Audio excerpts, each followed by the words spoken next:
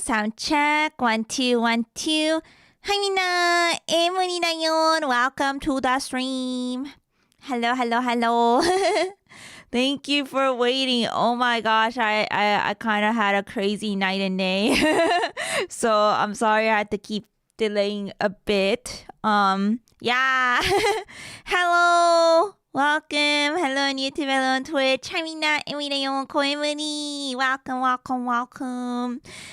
いらっしゃい. Hello, hello. Nice to see a lot of you here. Thank you, thank you. Yeah, redeems turned off. It's on purpose. I have some of them on, but some of them I have turned off. Yeah. Sometimes I'll turn them on. Sometimes I'll turn them off, depending on how I'm feeling. Yeah. And today I am feeling under the weather, so. Yeah, no worries. It's okay. Thank you. I think I still have stretch and hydrate and stuff on, right? I don't know. Let me check. Yeah, those are on. Yeah. Yeah, so some of them are on. Yeah, hello. Thank you for the head pat still though.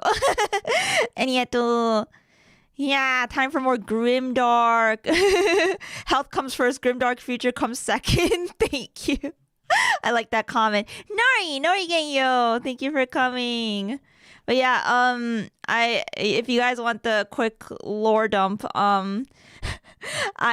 apparently I had a very bad allergic, well, maybe not like super bad. I don't know what's bad and what's like okay, because I actually like never really have had severe, like I've never had an allergic reaction to like something I've taken before, right? This is the first time. But I believe I had an allergic reaction to antibiotics I was on for my root canal. And I had some really bad itchy hives all over my body and also body aching. Luckily, most of the hives have gone away. They might come back. I don't know. I hope not. But I still have uncomfortable body aches. But yeah, today we're doing something simple anyways. I'm just watching a video and reacting, so hopefully it won't be too bad. Yeah, that's worse than my reaction. Yeah, antibiotics. Yeah, because I had my root canal taken and yeah, they put me on antibiotics for that. Oh, we'll see. If you know, it continues to be okay or if I have more issues, but hopefully no more issues. Yeah.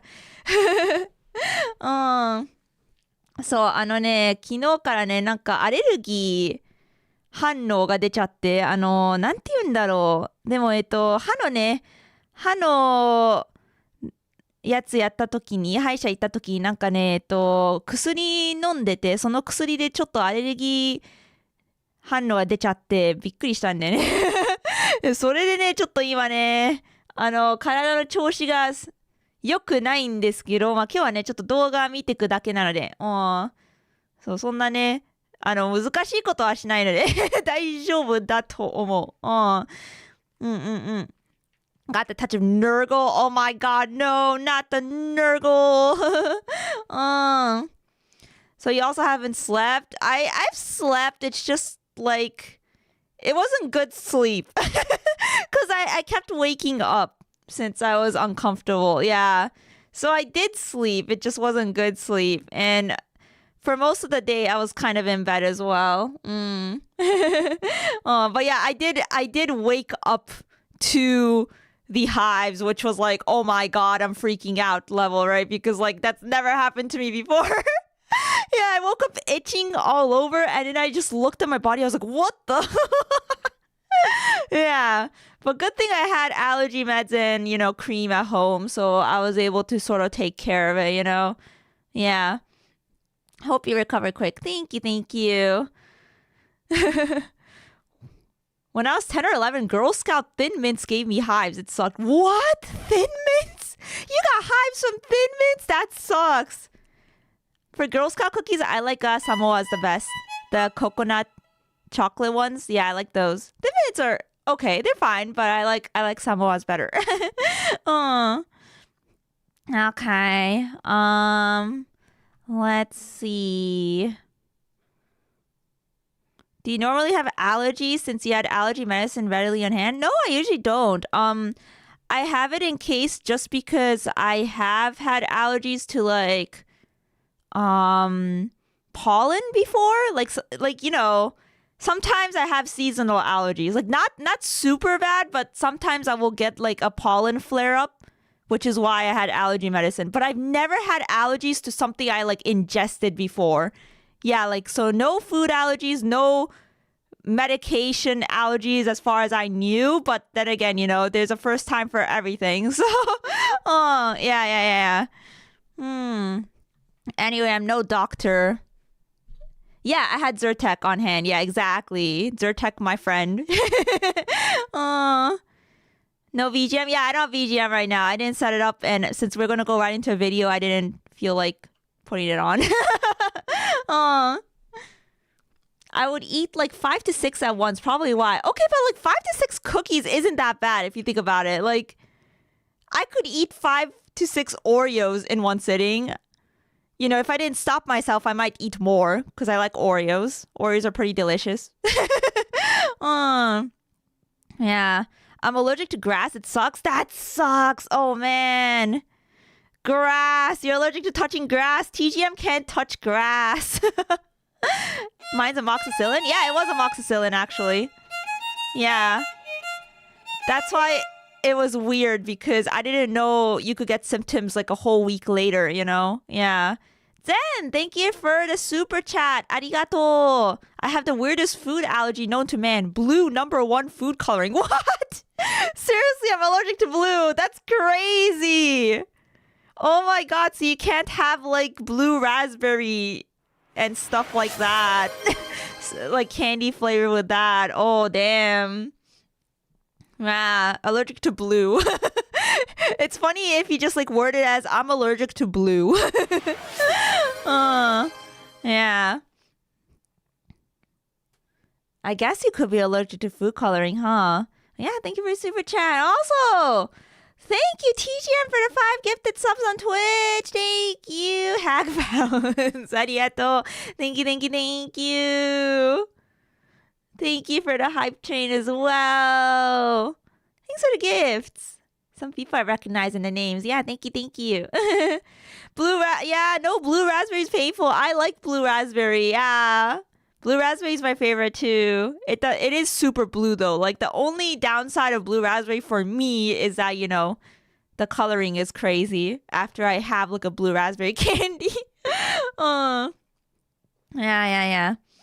All right. And also tomorrow I have Dokomi going on. Starting tomorrow. Yeah. 明日からね、ドコミあるんですよ。ドコミで、meet and greet. I have a meet and greet there tomorrow morning. I'm trying to find the picture. I'm trying to find a picture real quick. So just a little announcement. This graphic is displayed in local time for oh my god, that's tiny. Germany. Yeah. So it's going to be 4:30 p.m. local time. For me, that's going to be in the morning. I believe it's like 10:30 a.m. But yeah, see you guys there if anyone's going to be at Dokomi tomorrow. And Sunny's going to be an hour before me at the same location. Yeah, so if you want to come earlier, you'll meet Sunny as well.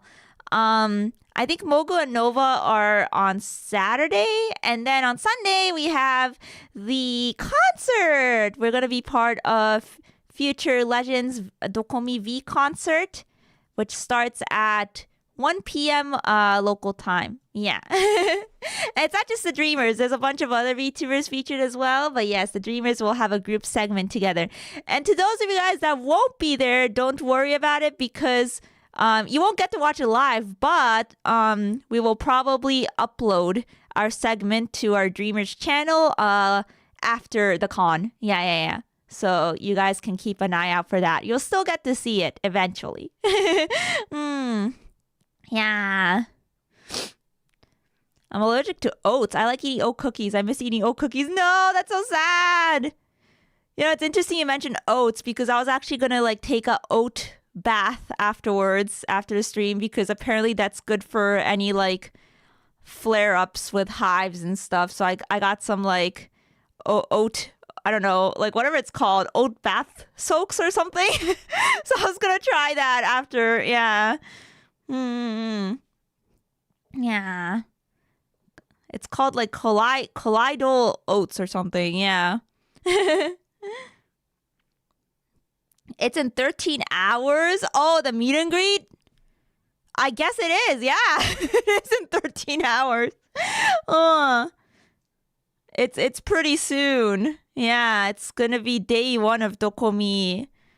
Not if you put it that way, it seems very soon. Yeah, 13 hours. Wow. Yeah, hi. Thank you. I'm excited because it'll be the first concert I do with the Dreamers. Yeah. Yeah. It's not a tub full of oatmeal, guys. It's like a oat. It's. I don't know. Look it up. Why you guys?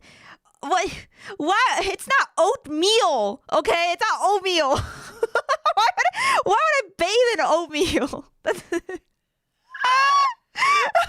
I would eat it because I like oatmeal. Well, I like flavored oatmeal. I like apple cinnamon. Like if you don't add flavoring to oatmeal, it doesn't taste like anything, to be honest.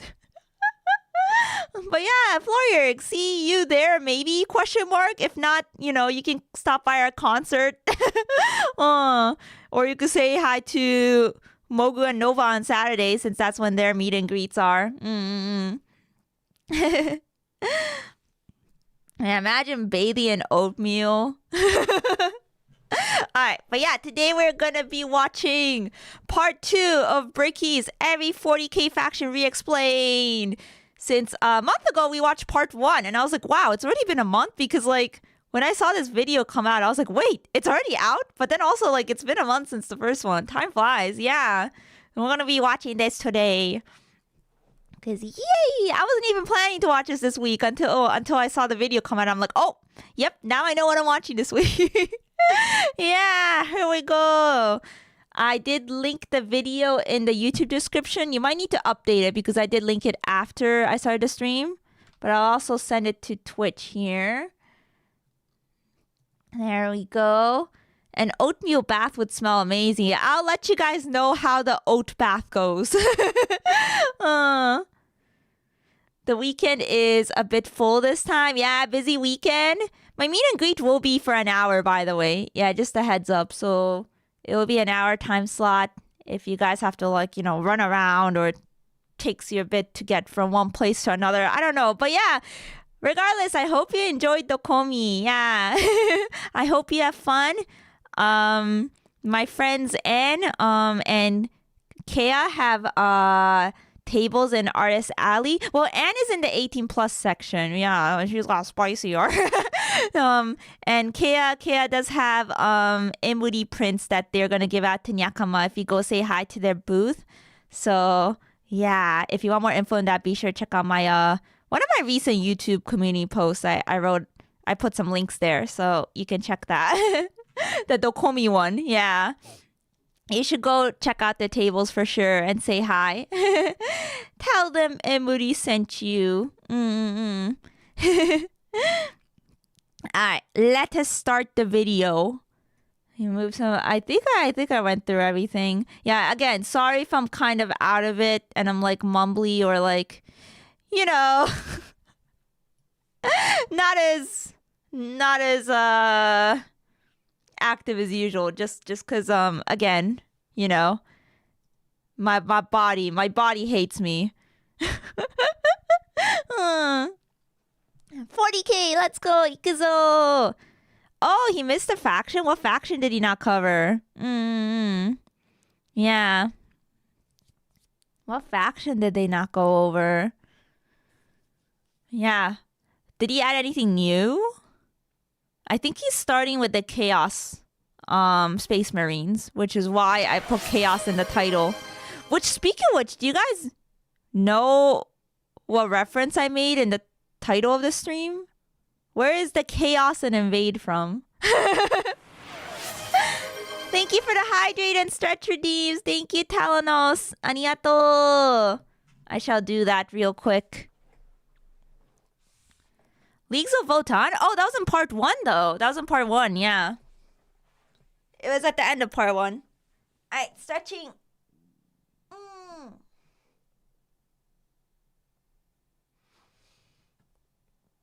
Okay. Stretch complete. And then you drink some water.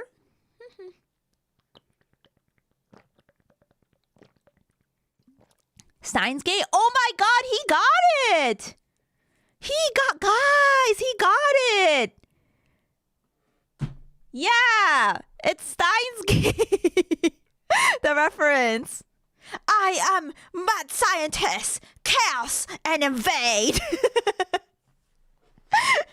It is a Steins Gate reference. Oh my gosh. Good job. It's one of my favorite clips ever. It's so freaking funny. Yeah.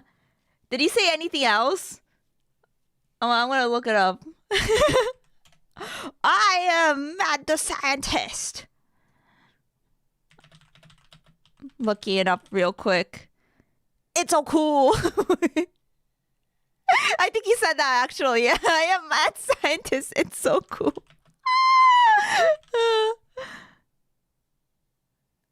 Oh yeah, and he said son of a bitch. Wait, no. Does he say it when he goes to the United States? Wait, let's see.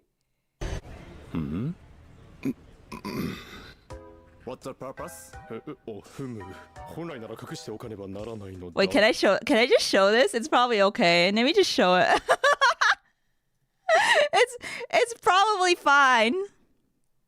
Alright, here.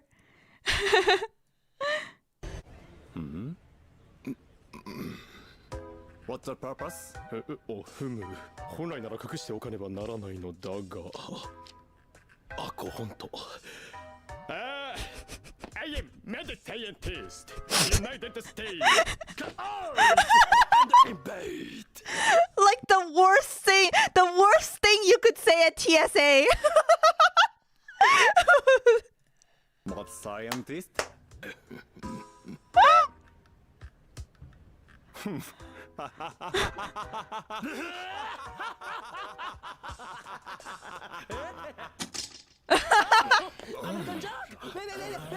I'm a smarter citizen. Do you understand? They understood that they needed to arrest him. That's what.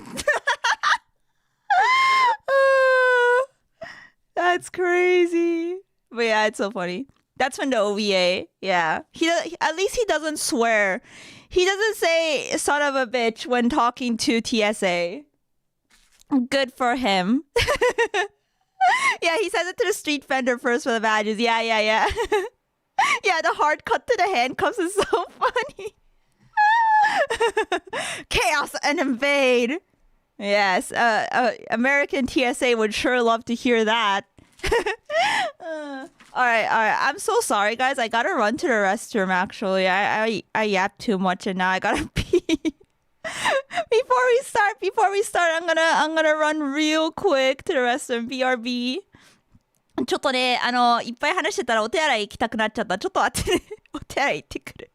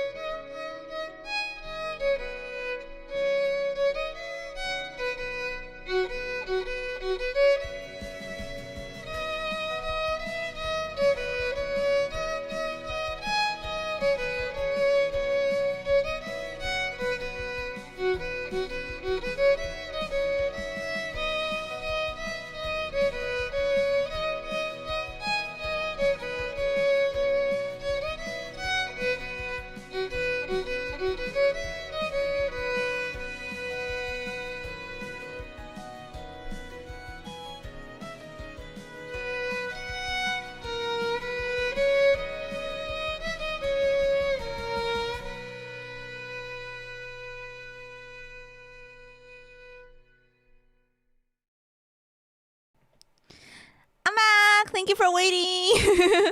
Really nice violin playing, just something general. Thank you, arigato. Also, TGM, did you give me something on Play Asia? Thank you so much. Did it do the alert? Did it do the tut-doo?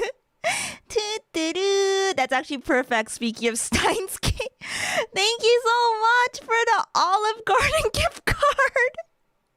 Thank you. Oh my god, now I gotta go to Olive Garden. I got gifted an Olive Garden dinner from TGM. Thank you so much. Enjoy. Thank you. Yeah. I'll definitely go to Olive Garden sometime with husbando. We'll let you know how it goes. I haven't had it in like ages. Yay! Americanized Italian food. Yeah, breadsticks. Let's go. Can't wait to get full on breadsticks.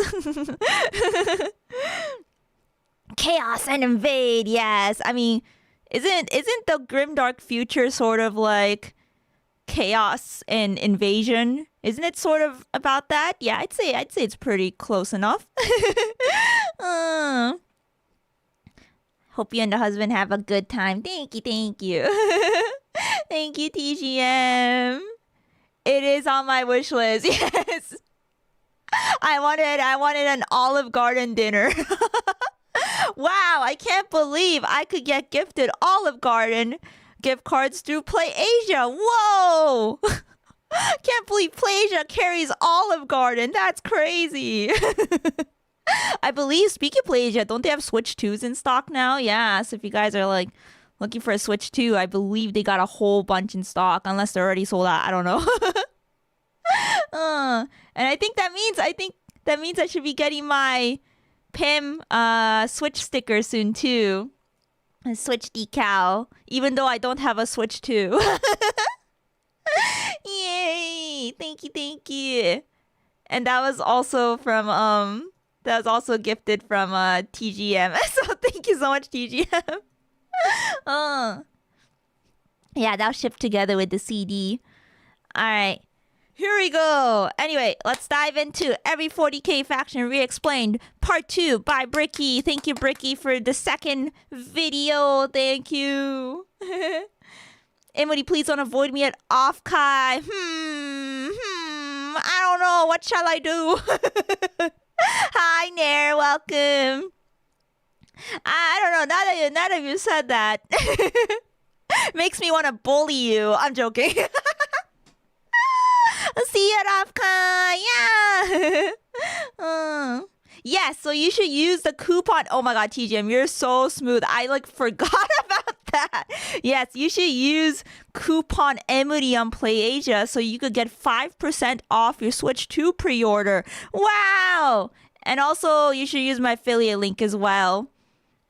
So I earn commission on your Switch 2 pre-orders. Yeah! Everything is linked through my links. Yeah, pinned in chat and also QR code above. Yeah, Nori, it'll be fun seeing you. Yeah, can't wait. All right, thank you for the Play Asia show. All right. Here we go. Warhammer 40k, go. Oh, whoops. This video is part 2 in a 2-part series on Every Faction Re-Explained. If you've not seen part 1, you were either snatched by the YouTube Did we watch algorithm, part 1? or you don't let anything, not even common sense, hold you back. And for that, well, I wish I could be that strong. The quest to find the Primarchs was expansive and treacherous. To be fair, I feel like you could watch part 2 first. I mean, because, the factions are divided up, right? But we did watch part 1 already, so it's okay. But I think he does kind of go in chronological, too, which is why maybe it's good to watch part 1 first. But, at the end of the day, it doesn't really matter. But part 1 was a great video, too, so you should watch it if you haven't. Point where they really should write a book about it. Despite never seeing the Emperor before in their lives, the Primarchs all instinctively knew who the Emperor was. Whether it's his psychic connection to him or just plain old intuition, the giant golden god is a bit of a giveaway. The Primarchs all lived their own lives, and some lived substantially better lives. That Discord thing, I thought it was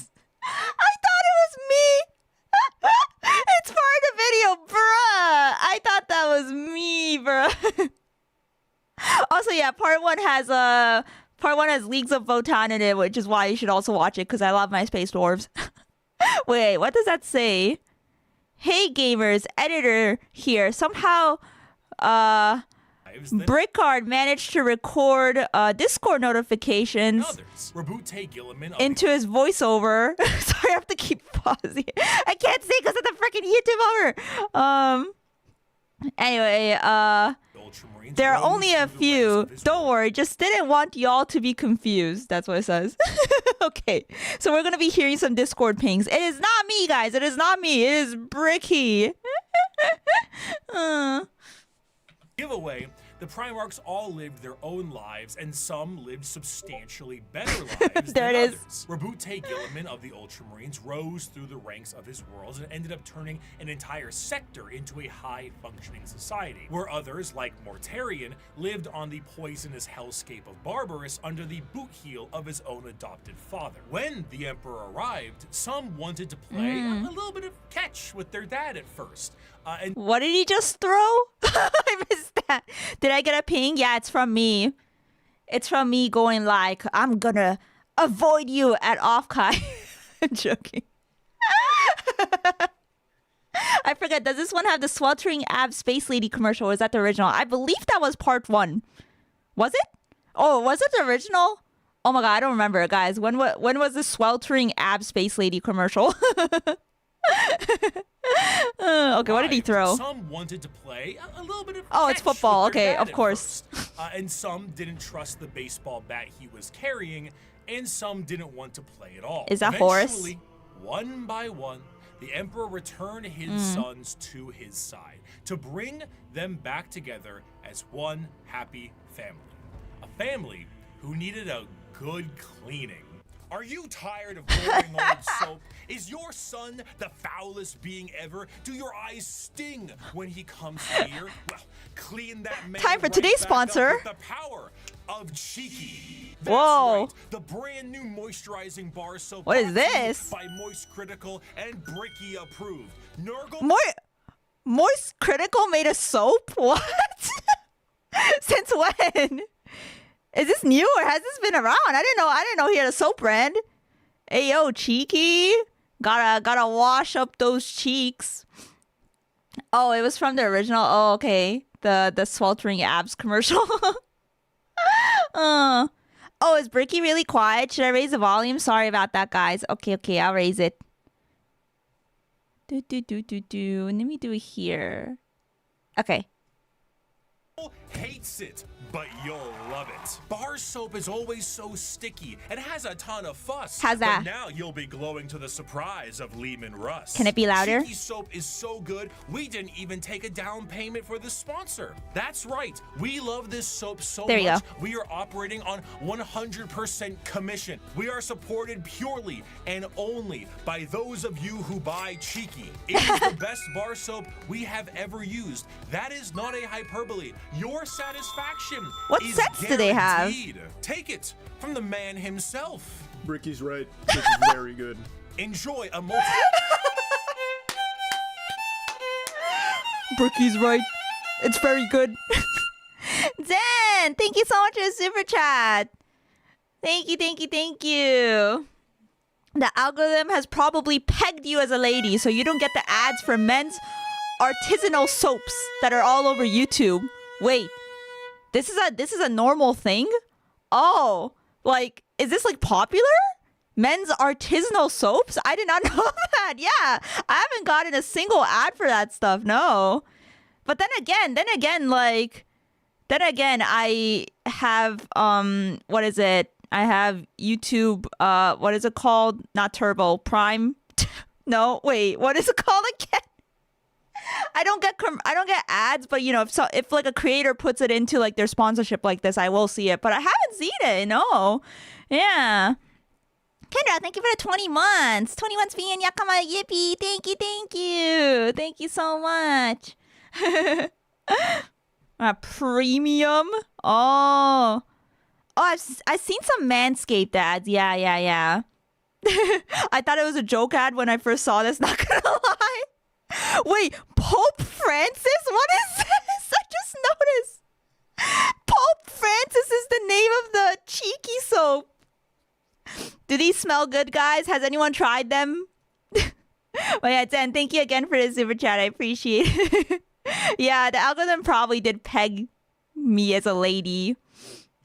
You know, pegged. What an interesting word to use. But citrus Pope Francis. That's so funny.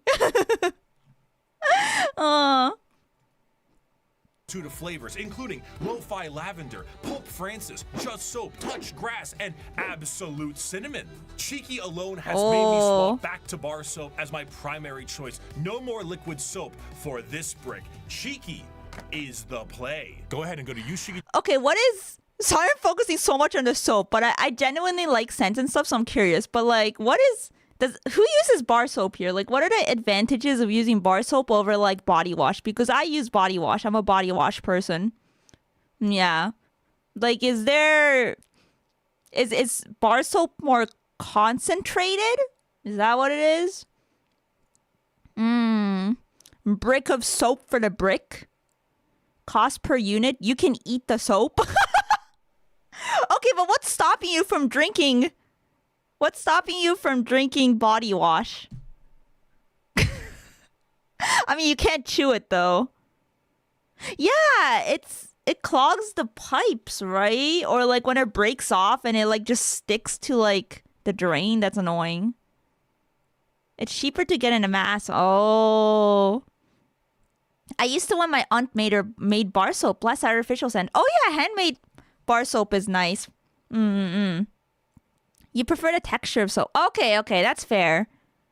You aren't shipping water. Oh, It's for making TikTok content. It's so true.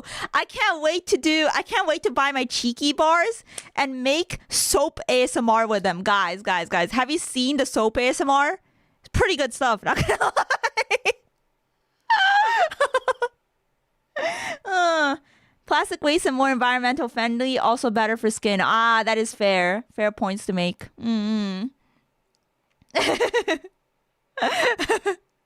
Unsub. Gonna make the soap cutting videos. We're gonna make soap cutting ASMR with cheeky soap, guys. Different flavored bathwater to sell to fans. Can't you do that with like, I don't know, bath bombs and stuff though?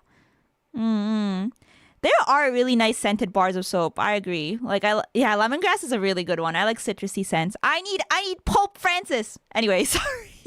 .com/Bricky or code Bricky for 10% off your purchase and domestically support these videos. That's code Bricky at yushigi.com/Bricky or click the link in the description to learn more. Get clean now. Get clean now. It's a block which is good for scrubbing, important for some skin types. I use a scrubber though. I use like a loofah. What is it called? Like a towel.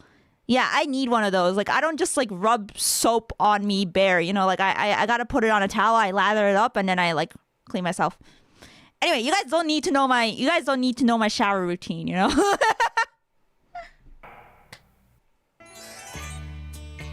What is this? Damn, bitch, you live like this? Yeah, so half his sons turned on him. After the Emperor was able to bring all of his sons back into the fold again, he sent them on their way with his end goal in mind. Sorry, I'm going back. Is this the average Space Marines fan? Is this what their room looks like? Is that the joke? Damn. I live like this? Average 40K collector's home? Oh shit, is this my future? Except like replace the Space Marines with freaking the leagues of Votan. That's the general room. Yeah, yes, the living room. Beautiful family decor.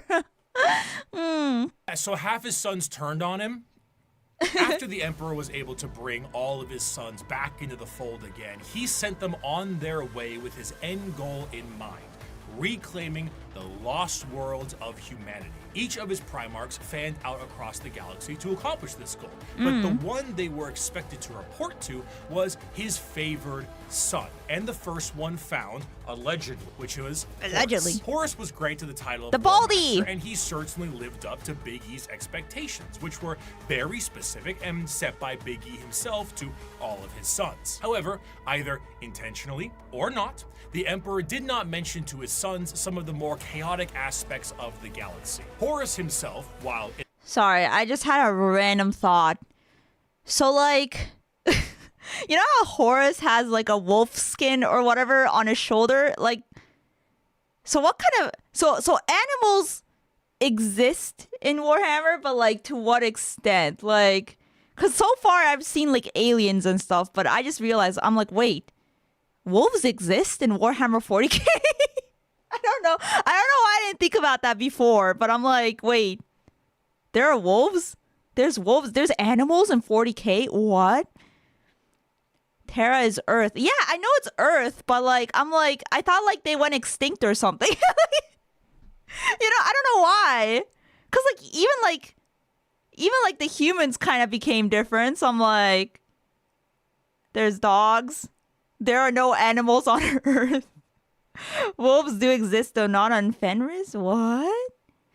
A lot of the worlds were terraformed and they had Earth species introduced. Oh, so they're on other planets. What?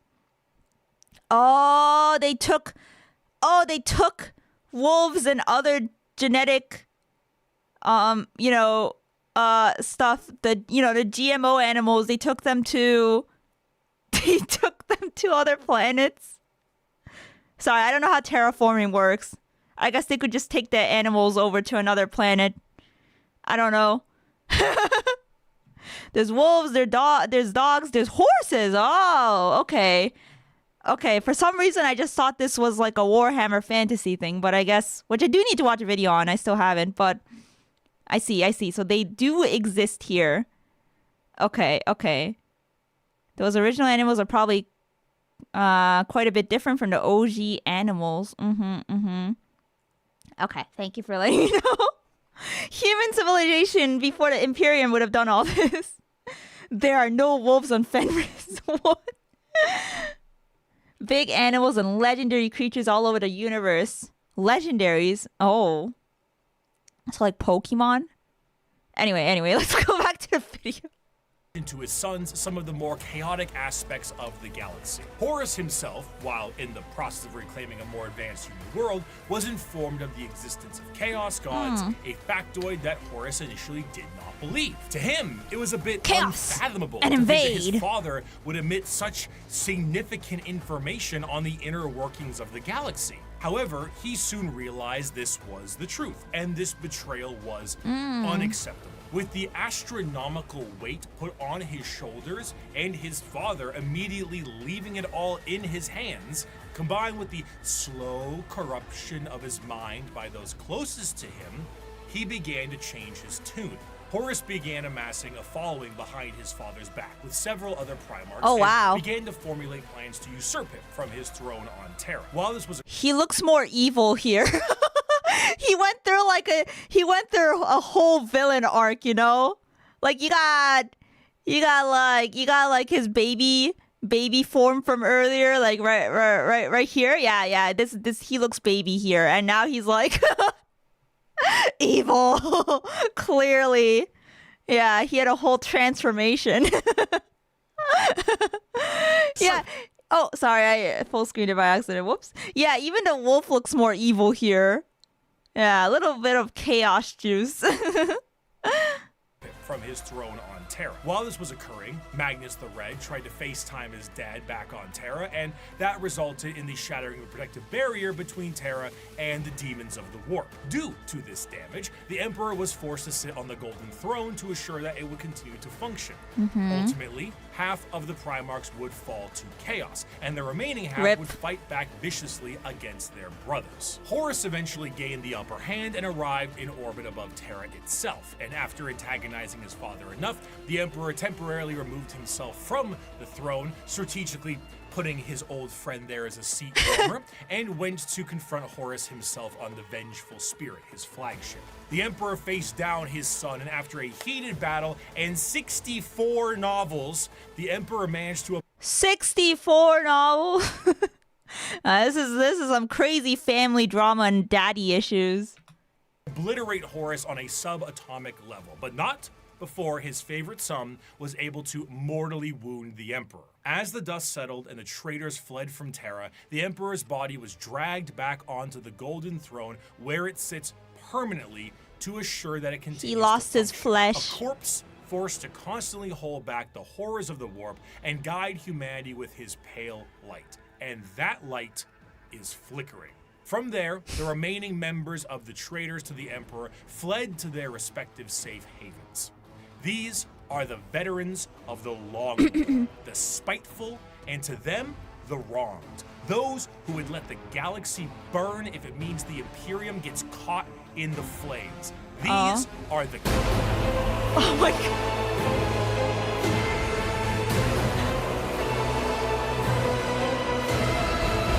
The music scared me. Don't. Have you not noticed already, Moody? Warhammer is just one big daddy issue novel. I am okay. Naruhodo, I see. And what are the achievements of your fragile Imperium? They became It is spikier. a corpse rotting slowly from within while maggots writhe in its belly. It was built with the toil of heroes and giants, and now it is inhabited by frightened weaklings to whom the glories of those times are half-forgotten legends. I have forgotten nothing, and my wisdom has expanded far beyond mere mortal frailties. The Horus Heresy saw the collapse of the Imperium as we knew it at the time, and half of the Space Marine legions fell to the ruinous powers. That's like tanks and mechs in the background. Though the favored son, War Master Horus, was killed and the rebellion ended, the heretical forces retreated to the warp and remain a constant threat to this day. They look like Imperial Knights, but not really. What are those? What are those in the background? Oh, Titans! Oh! Skulls for the Skull Throne. Skulls for the Skull Throne!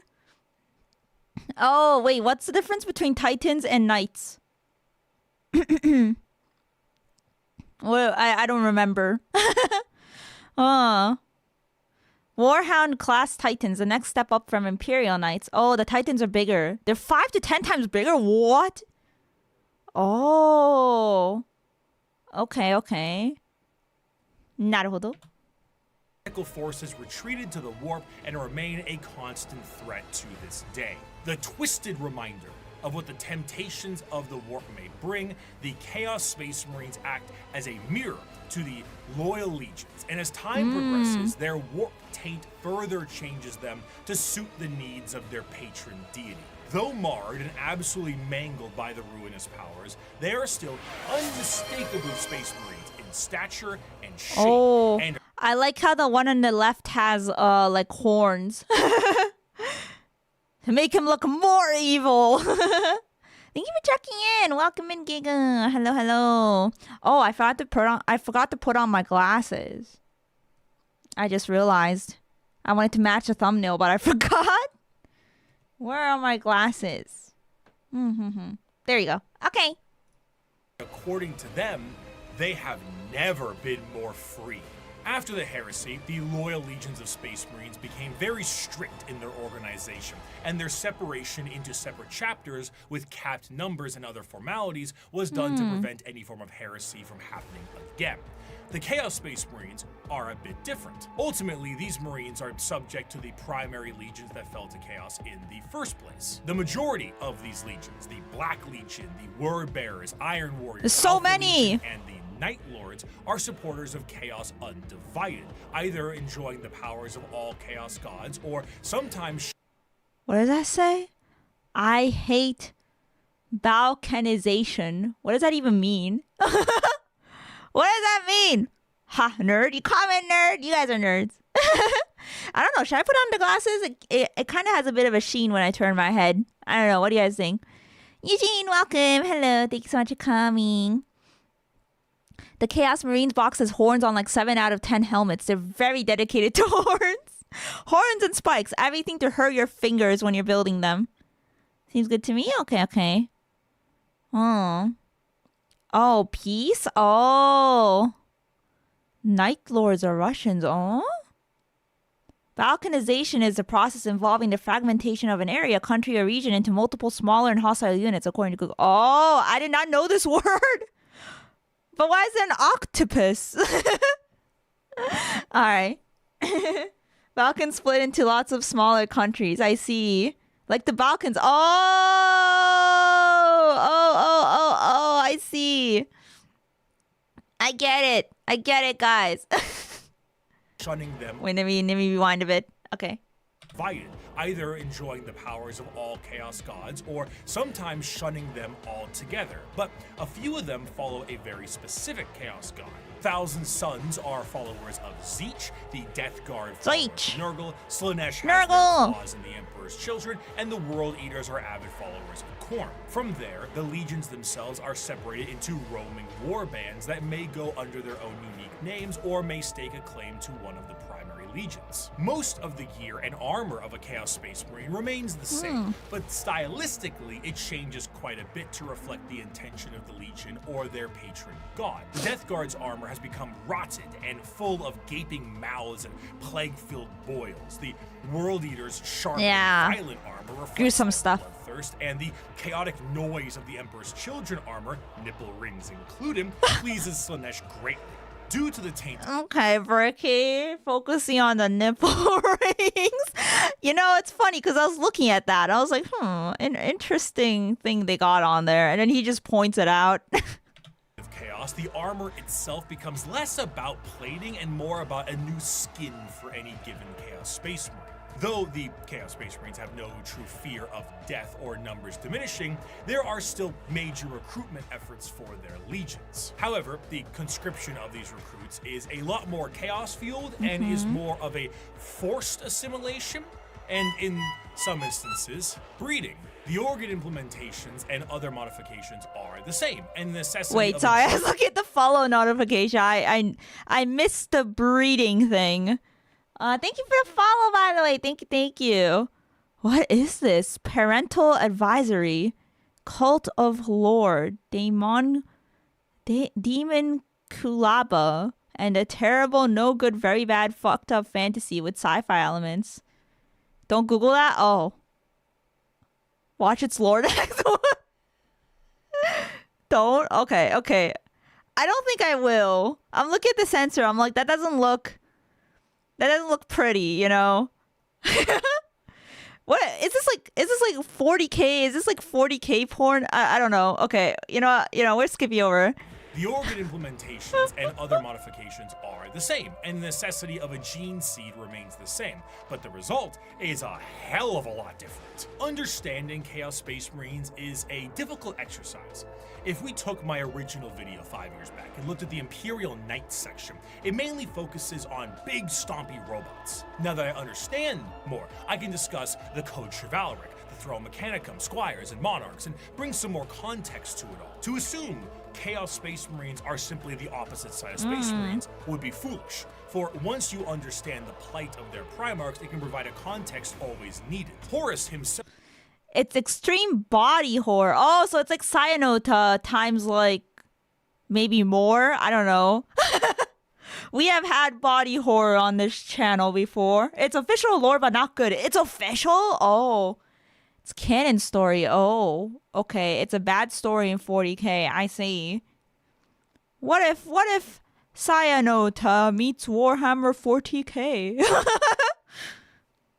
The author of Demon Kulaba is the same that wrote Arcane. Oh, wow. I actually have not seen Arcane yet. Which is crazy, I know. turned through an overwhelming weight on his shoulders and lies told by his father.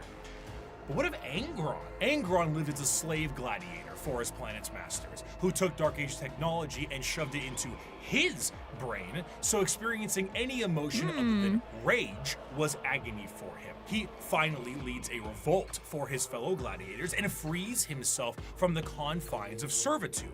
The Emperor finds him and says he will take him home, but Angron refuses. He will fight with his friends He's like a against the berserker. tyranny of his slave owners to the last. At the final last stand with him and his closest friends, slave gladiators, all of them outnumbered and on the verge of death, the Emperor forcefully teleports Angron to his flagship and none of his compatriots, leaving Angron to live and watch all of his friends die.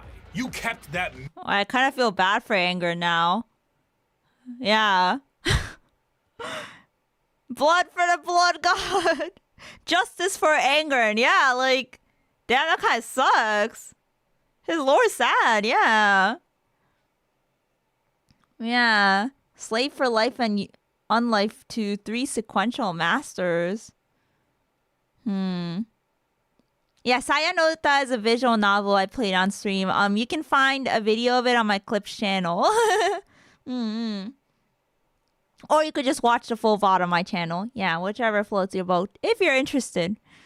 His lore is very depressing. Yeah, I actually don't know if he covered Angren before. Maybe I missed it. Yeah, it's the first time I hear about him. Poor, unless I just forgot, you know. I might have just forgotten if he was brought up before in a previous video I watched. Poor Angren, he got all the bad cards. Wait, so he's like forced to be angry and be a berserker or something. Mule Core Pharaoh. Russ kept his kin friends. The lion kept Luther. Humans, brothers, and foster fathers. Saved and raised into legion ranks. But not me. Not Angron, no. Did the Emperor teleport his gold-wrapped custodians down to help me in my army? No. Rip. Did he free the warhounds and order them to battle? Fight alongside me? No. Did he save my brothers and sisters the way he spared and honored the lion's kin? The way he honored Corferon? No, no, and no. No mercy for Angron, Angron the Oathbreaker, Angron the Betrayer. Conrad Kurz lived... Man. Yeah, anything that isn't rage is painful. Any emotion other than rage causes pain. Yeah, being Angron is suffering. Like, even in Warhammer 40k universe terms, I guess, you know, being Angron is extra suffering. So damn, who is this dude?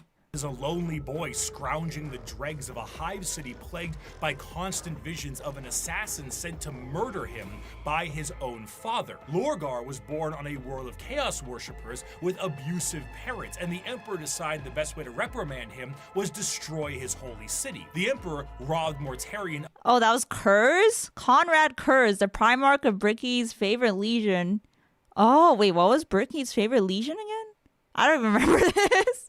Aegon was done dirty by the Emperor. Rip. The Night Lords. Oh, Night Lords. Wait, why don't I remember this? Night Lords. Warhammer 40k. Oh my god, there's so much to be fair, though. Oh, they're part of the Space Marines. Oh, okay. That makes sense. I didn't watch the Space Marines video. So I actually don't know the Space Marines in like super depth, yeah. Of vengeance and suppressed Magnus at every turn. The question isn't why the Primarchs rebelled. The question is why didn't they sooner? To them, they are not the betrayers.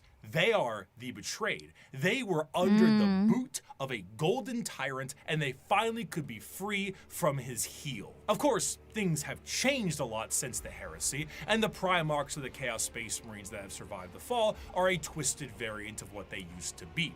They have all, for the most part, ascended to the position of demon prince and act as a direct connection between their god and their legion. However, due to the nature of the transformation and dedication to a particular chaos god, their actions tend to be separate from their legion's actions. Fulgrim, for example, is so infatuated with being a demon prince of Slaanesh that he is at times far too focused on his own personal perfection as opposed to conquest and sitting around like Frankfurter on his That's throne. fair. Meanwhile, Lorgar is being stalked by a bird, so... What? What? He's being stalked by a bird? I mean, birds can be pretty freaky, not gonna lie. I mean, have you guys seen crows? Those things are kind of scary. Big E is varying degrees of inattentive to abusive as a father. Okay, Big E, I'm not defending Big E, but he had a lot of sons. Like, a lot of sons. If you have that many sons, I'm pretty sure you're just gonna, like, not be a good father. Like, it is a given. Archer, oyasumi, good night. Thank you.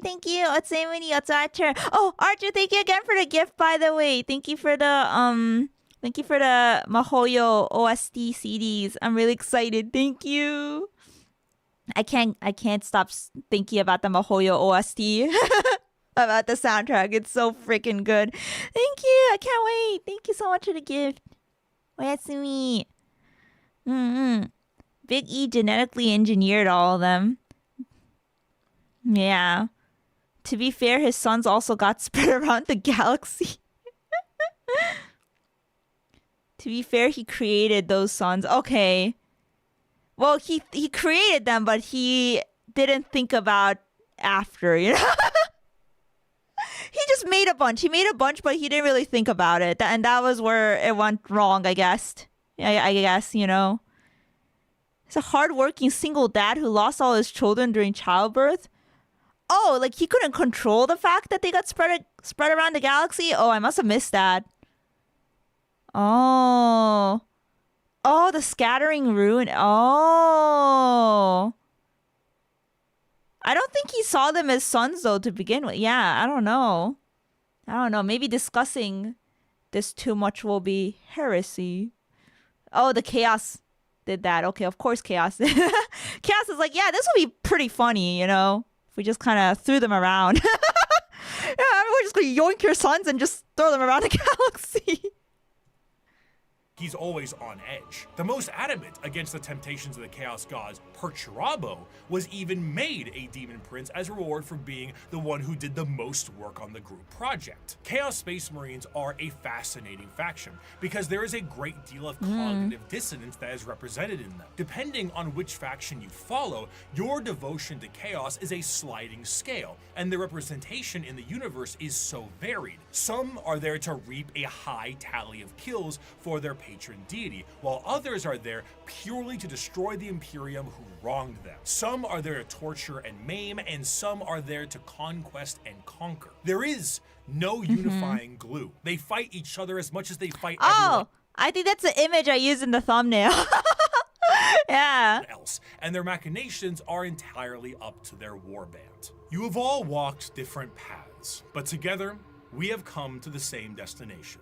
The Emperor has failed us. The Imperium has failed us all. It has failed us by the laxity of its laws, the decadence of its culture, and in the injustices heaped upon those of us who serve the most loyally. It has failed us by never recognizing our virtues, never rewarding us for the blood we shed and bringing about its ascendancy, and never providing unity when we needed it most. It has failed us by being flawed to its core, imperfect in its pursuit of a perfect culture, and in its weakness against the encroachment of Xenos breeds that seek to twist humanity to alien ends. And it has failed us, most of all, by being founded upon lies. The Imperium is forged by a dangerous deceit and erodes us all by demanding we sacrifice truth on the altar of necessity. This is an empire propagated by sin that deserves to die. And here on Istvan 5, we begin the purge. From these ashes Istvan shall 5. rise the new kingdom of mankind, an imperium of justice, faith, and enlightenment. An imperium heralded, commanded, and protected by the avatars of the gods themselves. An empire strong enough to stand through a future of blood and fire. Naturally, however, as I have Interesting. Depends on the writer how good of a dad Big E was. Oh my gosh, that is so fair. Depends on the writer. Yeah, depends on the author. Yeah, I mean, like, you know, I'm sure a lot of people could find a lot. I mean, I find chaos is like purpose for fighting pretty interesting too. Yeah. Although they're all different. Yeah. Yeah, chaos gods go burr. Big E character is so inconsistent. I see. 70-some books doesn't help either. For heresy is also a bit much. Oh. Ferris just couldn't keep his head about him. Oh, which one's Ferris again? Ferris is... Wait, does Ferris not have a head? What happened to Ferris? Did I miss something? Ferris let the fight go to his head? What happened to Ferris? Oh, he doesn't have a head? Wait. Oh, he died? Oh, I thought he was just walking around without a head. Okay, so he lost his head and died. I was like, wait, there's a headless space marine? Oh, he doesn't mention it here. Oh, rip. I thought he was like a freaking, like, what do you call it? Doulahan. I thought he was a Doulahan Space Marine. I was like, whoa, there's a guy without a head? Whoa, that's so cool. But no, he's dead. Okay. That's sad. I'm sorry. I'm sorry for your loss. I'm sorry for thinking it was like, I don't know, character design. Iron Hands Primarch got decapitated by Fulgrim. I wish. He was the first Primarch to be killed, and it happened super early. Dang. It would be cool if he returned as a Doolan. Oh, yeah. What a comeback that would be. Said before, Space Marines do not make up the bulk of the fighting force in the Imperium, so it would be ludicrous for me to not mention their dark cousins. The Code Chivalry is the sign of the power of the Imperial Knights. But what about the... The music's so loud! I hope I'm not blasting your ears. The Dark Mechanicum. Here we go. Ruinous powers claimed during the Horus Heresy extended beyond just the Space Marines. Same. Mars itself was subject to a revolution that saw half of them fall to chaos as well. And some of the once loyal knight houses saw themselves swearing fealty to the dark gods. The falling of these factions allows for the war machine of chaos to continue uninterrupted and to have firepower equal to that of the Imperium itself. We still have no models of the Dark Mechanicum. Really? Wait, really? No models? Aren't the... Wait. Oh, I must have misunderstood. Okay, who's this? What are these guys on the... Whoever's pictured on the screen right now, what is he called again? Mechanicus, right? Is that different from Mechanicum? Yeah, Adeptus Mechanicus. Yeah, is that different from... What's different? Oh. It's different from Dark Mechanicum? Tech Priest? They have no official army book. They might be coming in 11th edition. Oh. Mechanicum is pre-Heresy Mechanicus. They rebranded post-Heresy. Oh, okay. I'm following now. Gotcha. Okay, Mechanicum is what they were called before / during Horus Heresy. This is so confusing. Okay, so no wonder they have the same... Well, they have like similar names. Okay. Man, I can't keep up with these VTuber rebrands, man. Like these VTuber rebrands. I can't keep up. Okay, I see. Gotcha. Dark Mechanicum, as the name suggests, is the Chaos-affiliated branch of the Mechanicus, and have a lot more free reign, much like the freedoms of the Chaos Space Marines. The seeds of the Dark Mechanicum were planted fairly early, due to some of the Mechanicum not really seeing the Emperor as the Omnissiah immediately, and Horus exploited this to allow the schism to happen a bit more naturally. Unlike their... Yeah, they doing a rerun without a re-debut, SMH. They re-debuted it as the Dark Mechanicum. Oh, that's so funny. Mechanicum is evil Mechanicus, I see. Imperial brothers, the Dark Mechanicum have the ability to invent and innovate. What a concept. While also utilizing... Well, yeah, that makes sense because Mechanicus is under the Imperium. Okay, so Mechanicum is like... Yeah, chaos. Okay. I'm following. I get it now. have the ability to invent and innovate. What a concept. While also utilizing forbidden technologies such as the Silica Animus or AI. The Dark Mechanicum do have their own desires to find lost technologies and put them to use, but they're more interested in taking ancient and forbidden technology from Imperial worlds and activating them for their own purposes. Because I like this music. Is a bunch of knob and tube wiring if you don't overload it with as many extension cords as possible. However, instead of being clear-cut and more generalized creations, the inventions of the Dark Mechanicum are inherently tied with the warp and its demons. Genetic experimentation and modification, the fusion of man and machine are exceptionally common, and no creation is more reflective of this than the demon engines. Oh, this is the Mechanicus soundtrack? Oh, it's from Mechanicus game OST. Cool. Wait, isn't Mechanicus getting another game, apparently, that's gonna have... It's gonna have, someone told me it's gonna have Leagues of Votan in it or something. I wonder from... Misremembering. Yeah, Mechanicus too. Yeah. It's gonna have Votan in it. Let's go. Instead of regular tanks and vehicles, the demon engines are machines bound with the presence of demons to make them living war machines.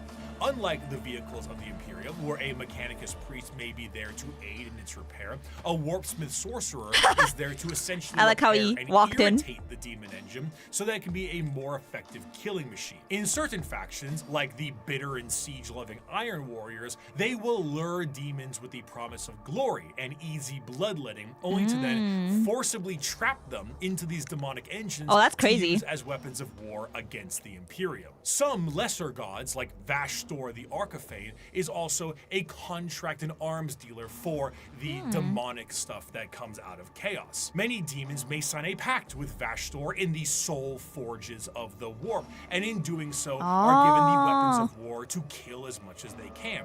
Should they do so, excellent, you may keep it. Should you not, I hope you enjoy your soul working in the forges for all eternity. That's what you signed with blood and oil. In addition, much I like like- their ties in the Loyalist I like how there's like contracts with demons going on here. Interesting. Yeah.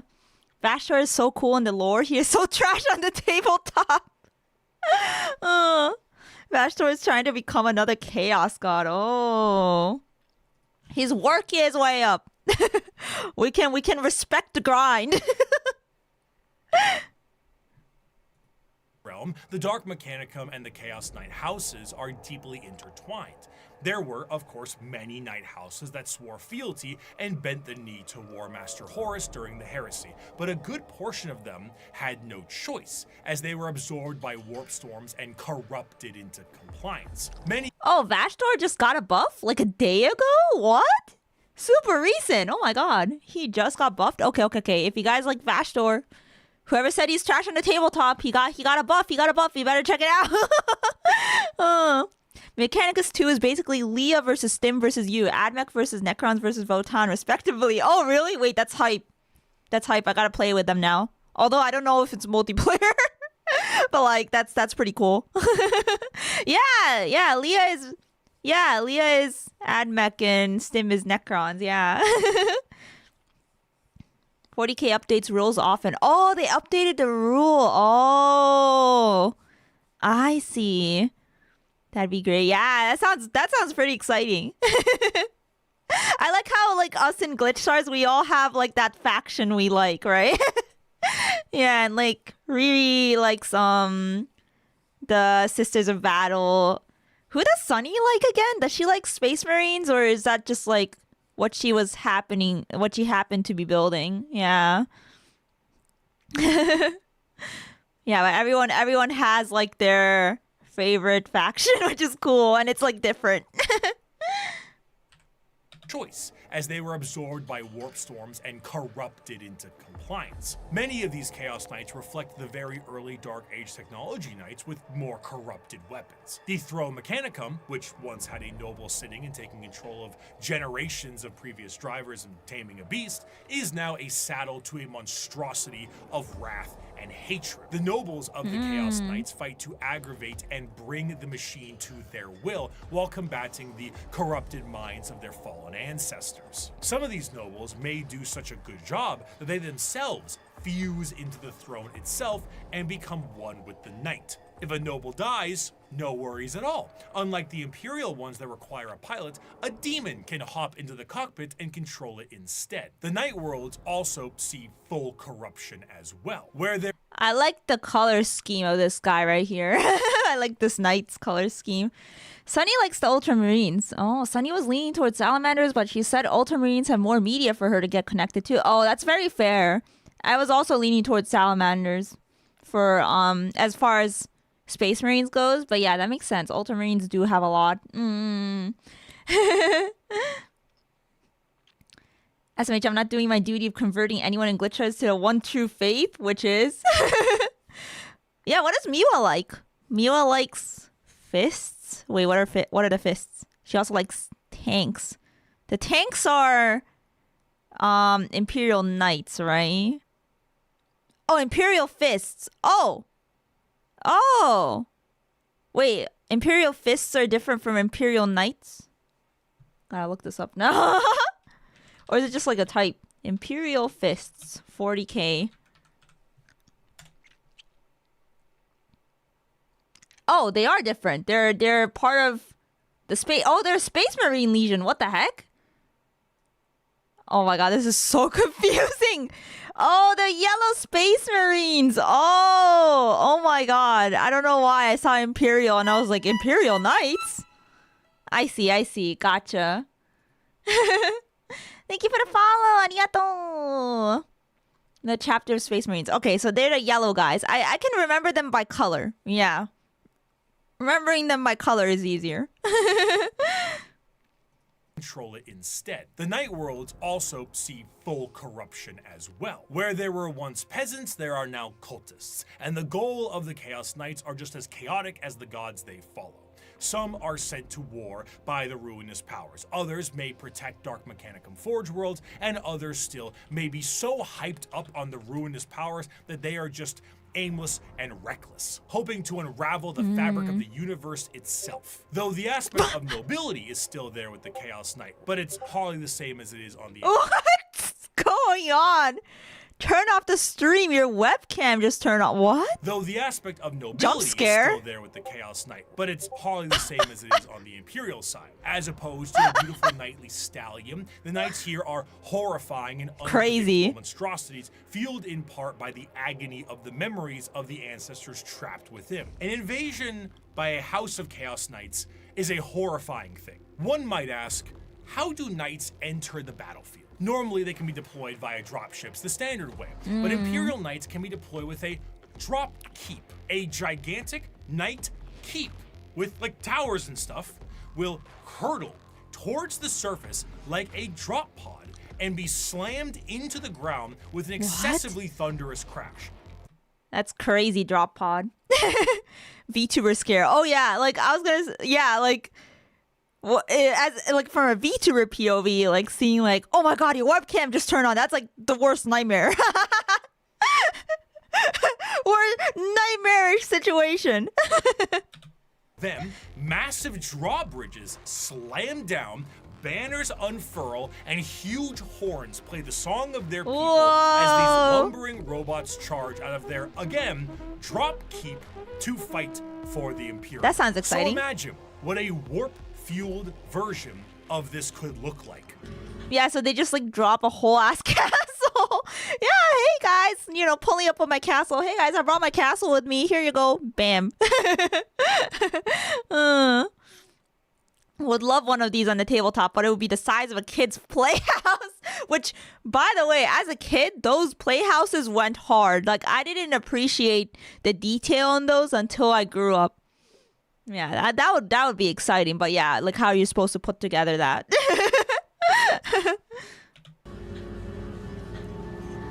If you get the opportunity, you should kill yourself. Did you just say you should kill yourself? You should kill yourself now! Chaos Knights have such a presence, the warp fluctuates in their tread. They bring doom, dread, and despair across Yogurt. the battlefield. Warp. Wait, what's a yogurt male? 15 signs you're a yogurt male. Chobani? What? Is this like... Does this have to do with like soy boys? Like, is this related? I don't know. I just saw yogurt and I thought of dairy and I don't know. I jumped to like soy. Brain rot. I don't know about that. Yeah, I don't know. Either way, I have no idea. Yeah, whatever. They bring doom, dread, and despair across yogurt male. Warp storms occur overhead and psychic phenomenon cling to them. A Chaos Knight. I don't know. I'm like it. Sorry, I'm like on a tangent, but like I'm like in my yogurt area, like late yogurt era. Lately, I've been trying to eat more yogurt. Like every morning, I'm trying to make sure I eat a thing of yogurt because I don't know. My mom was like, "You keep getting sick. You need to get more probiotics in your system." And I'm like, okay, I'll start eating yogurt in the morning. So I'm a yogurt female now. arrive either in some warp debased platform or perhaps a portal itself, or climb out of a pool of blood. As the air gets heavy, the enemy feels a crippling sense of paranoia, and the sky begins to rain blood, acid, and God knows what else. The horrors of the warp have resulted in a dramatic change in technology in the favor of their forces. Though in practice, it is a horror beyond comprehension, their baseline desires don't seem that radical on paper. They are creative builders, working to innovate and improve technology while utilizing anything they can to accomplish their STEM goals. Looking at the dark forces of chaos and the Emperor now on his golden throne, humanity is fractured. The Emperor himself is the guiding light for warp travel for humanity, and in being that exists as a beacon for the entire species. The irony of someone that looks like this being your guiding light, you know, it's kind of ironic. Crazy. It's funny how watching Bricky is a peek into what male communities on the internet get fed. Yeah, that is crazy. It's like when men discover lads and learn it has a period tracker. You know, it's so funny because I don't even play lads, you know, which is Love and Deep Space. So like when I found out about that, I was like, hold up, what? That's interesting. Yeah. He was better before the throne. I mean, yes, we all know he was better, but now it's like, what? Yeah, he's also barely alive. He probably doesn't want to be on that chair either. Without him, things would get somehow worse. Therefore, he needs his protectors. Where a Thunder Warrior wasn't enough for his armies, and half of his Space Marines turned traitor, the Emperor's personal bodyguards are something else entirely. They are not infallible Astartes, nor are they evil, a nightmarish fluffy concoction horse of organs and indoctrination. They are built and gene-crafted with science bordering on magic. They number 10,000 strong, and each of them is a hero. Yeah. Rare is the battle where Adeptus Emperor's Custodies outnumber our foes. We are ever beset. Wait, what was the Discord notification? Wait, let me go back. Where an Emperor's custodians Constantine Valdor. Anybody seen that fuckbag idiot Angron? I got some shit to say. Why are they bullying Angron? I feel bad for Angron now. No Angron bullying. Wait, who's Valdor? Oh boy, the golden bananas. Wait, I'm gonna start calling them that. That's really funny. Golden bananas. Yeah, I was so close to building the golden bananas. Because I like how gold they are. Valdor was the commander of custodians in Emperor's times. Oh, chief custodian during heresy. Oh, I see. Number our foes. We are ever beset, surrounded upon all sides by heresy and foulness, just as is Terra itself. Yet, like the throne world, we stand resolute, indefatigable, indomitable. Let the enemy come. Let them darken the horizon with their numbers. Still, we will prevail. Though the Emperor... The current leader of Adeptus Custodes is Kitten. Kitten? What? Old commander of Custodes. He might be creating Chaos Custodes right now. Wait, so he dipped? I was gonna ask, did he die? Oh, did he betray them and he went Chaos? What? That's a meme? That this is not canon? Oh man, you guys, you had my attention. I was like, kittens. Yeah, he dipped, I see. He was like, yeah, I'm off to my new job. No idea where he is now. That's crazy. Sits rotting on the golden throne. His talons remain sharp. The talons of the Emperor was the name given to the most elite forces at his disposal.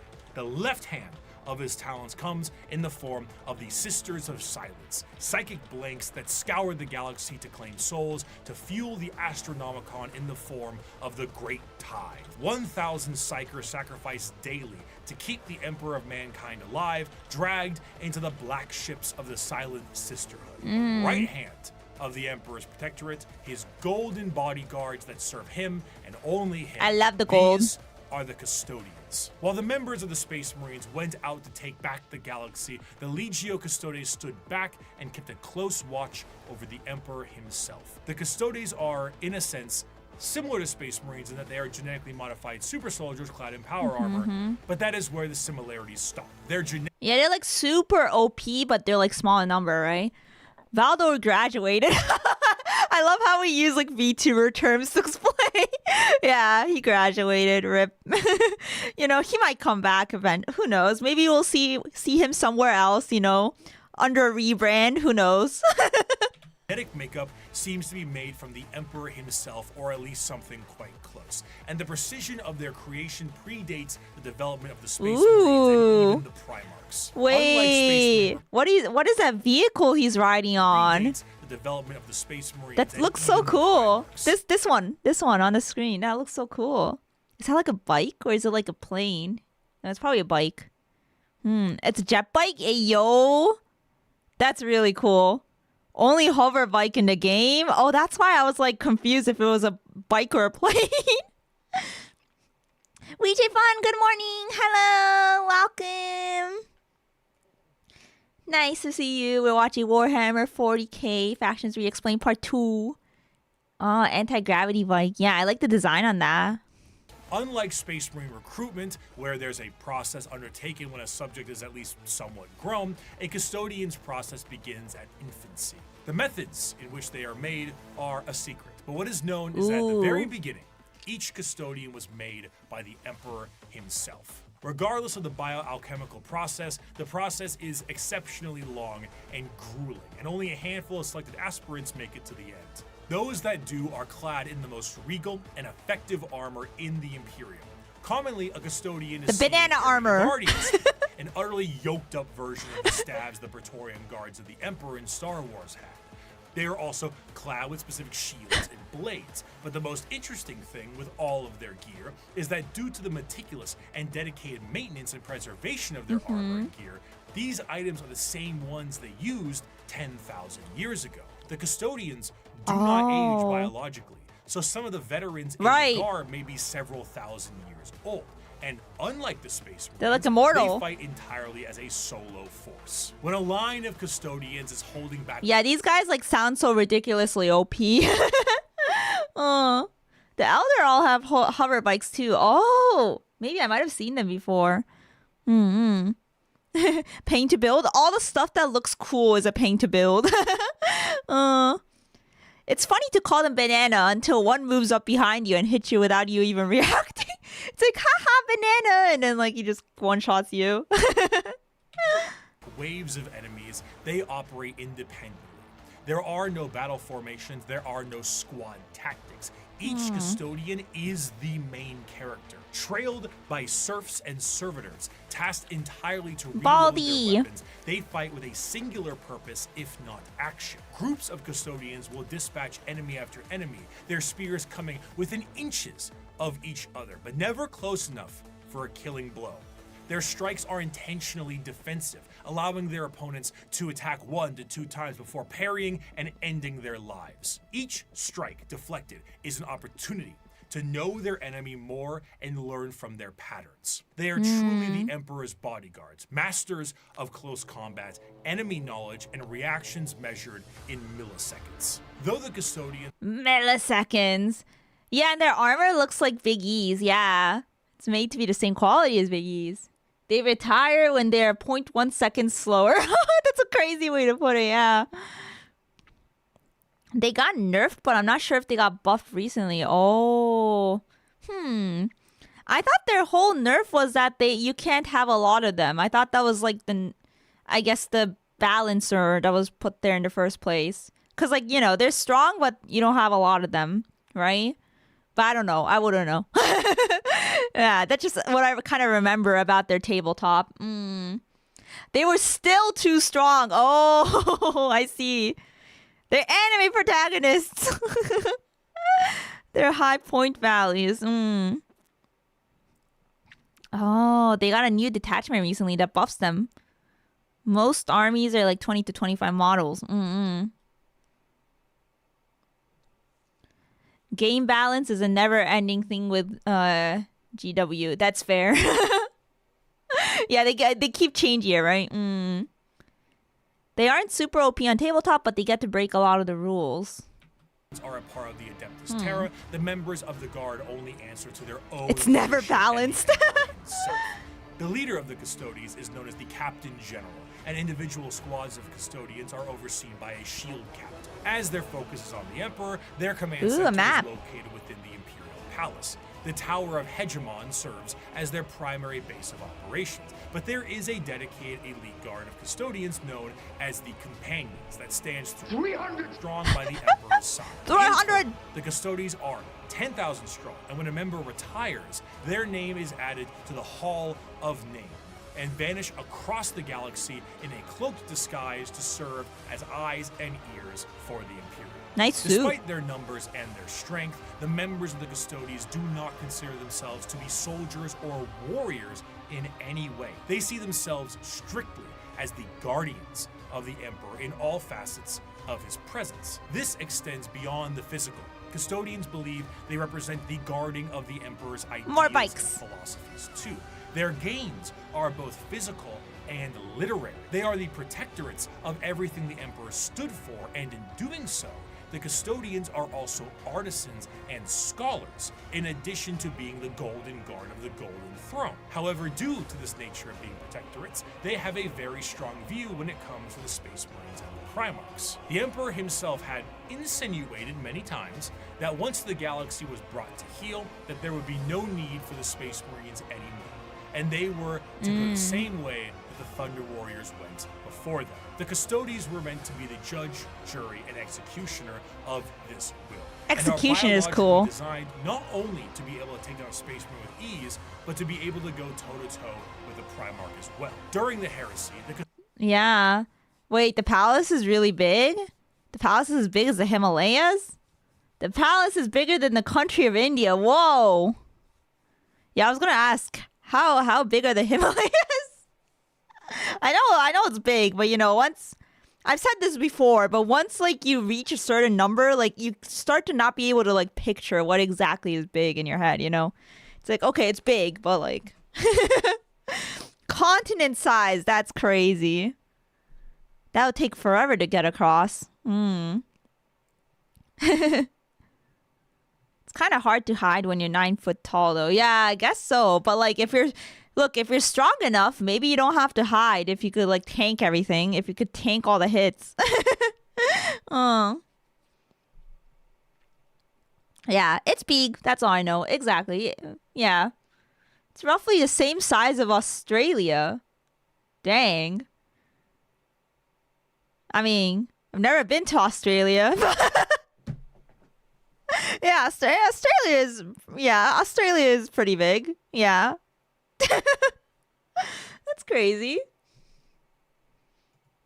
Oh no, I clicked on something wrong. No, where was I? Okay, I was like somewhere here. Yeah.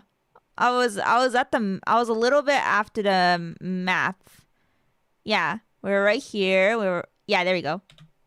Guard of the Golden Throne. However, due to this nature of being protectorates, they have a very strong view when it comes to the Space Marines and the Primarchs. The Emperor himself had insinuated many times that once the galaxy was brought to heel, that there would be no need for the Space Marines anymore, and they were to go the same way that the Thunder Warriors went before them. The Custodians were meant to be the judge, jury, and executioner of this will, and are biologically designed not only to be able to take down a Space Marine with ease, but to be able to go toe-to-toe with the Primarch as well. During the Heresy, the Custodians muse on how suspiciously easy it was to kill Chaos Space Marines, as if they were trained and made for that explicit purpose. Constantine Valdor, one of the closest... Oh, there you go, Valdor. Here he is. Okay, now I'm gonna get the lore on him. Terra has no oceans anymore, so it works. Oh, yeah, the oceans dried up or something? Yeah, there's no more oceans. I forgot about that. Terra's just an endless city. Just covered in hive cities. Advisors of the Emperor was asked if he ever disagreed with Big E on something. And he said, once, with the formation of the Primarchs. I feel I do my best, but they don't. Let me ask you a very fair question. What do you do successfully? Quickly. What is this? Is this from a show? I mean, clearly, but...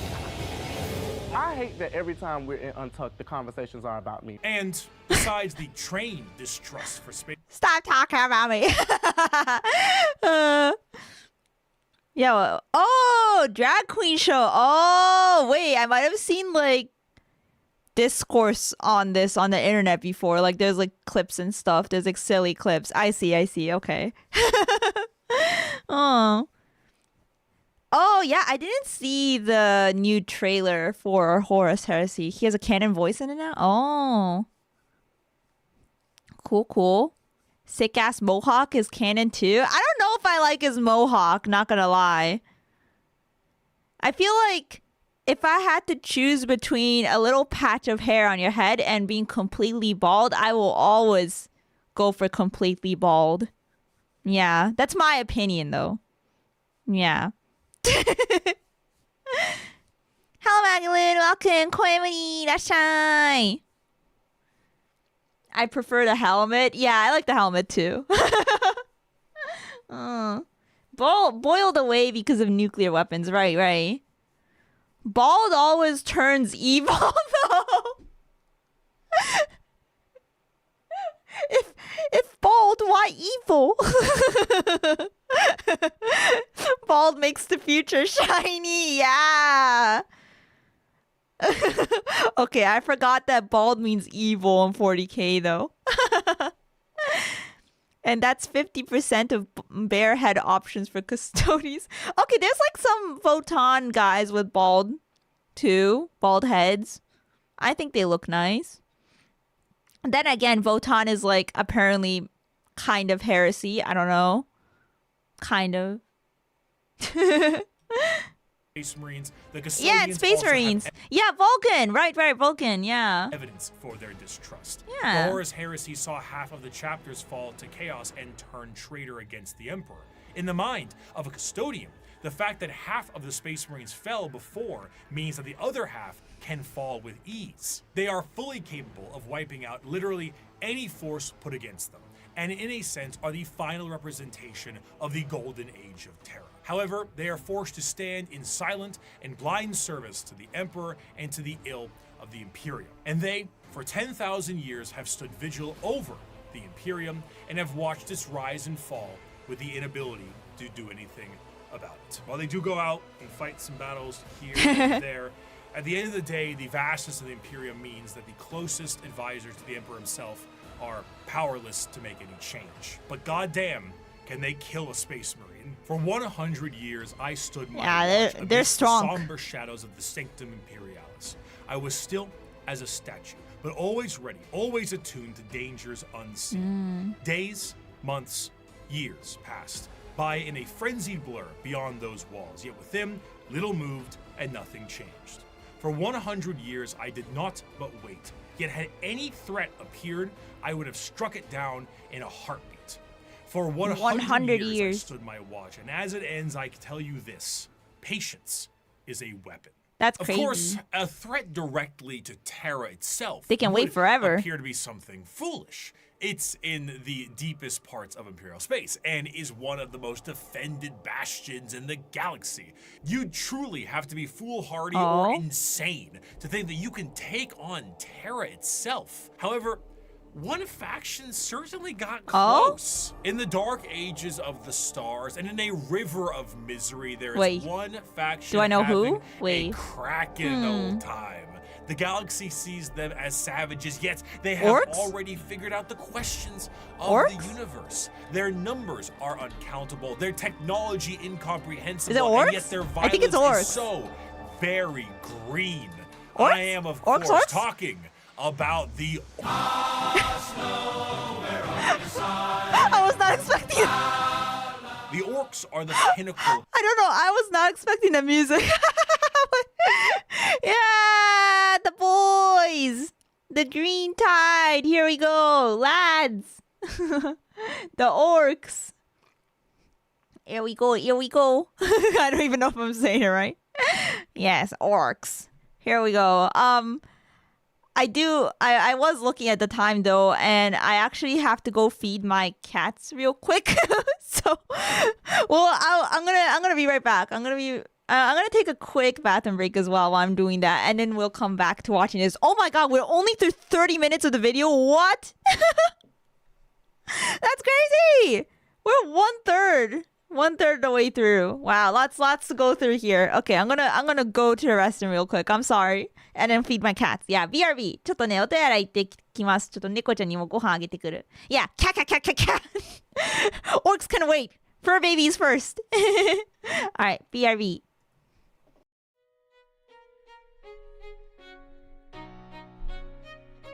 We already listened to this song earlier, so I'm gonna skip.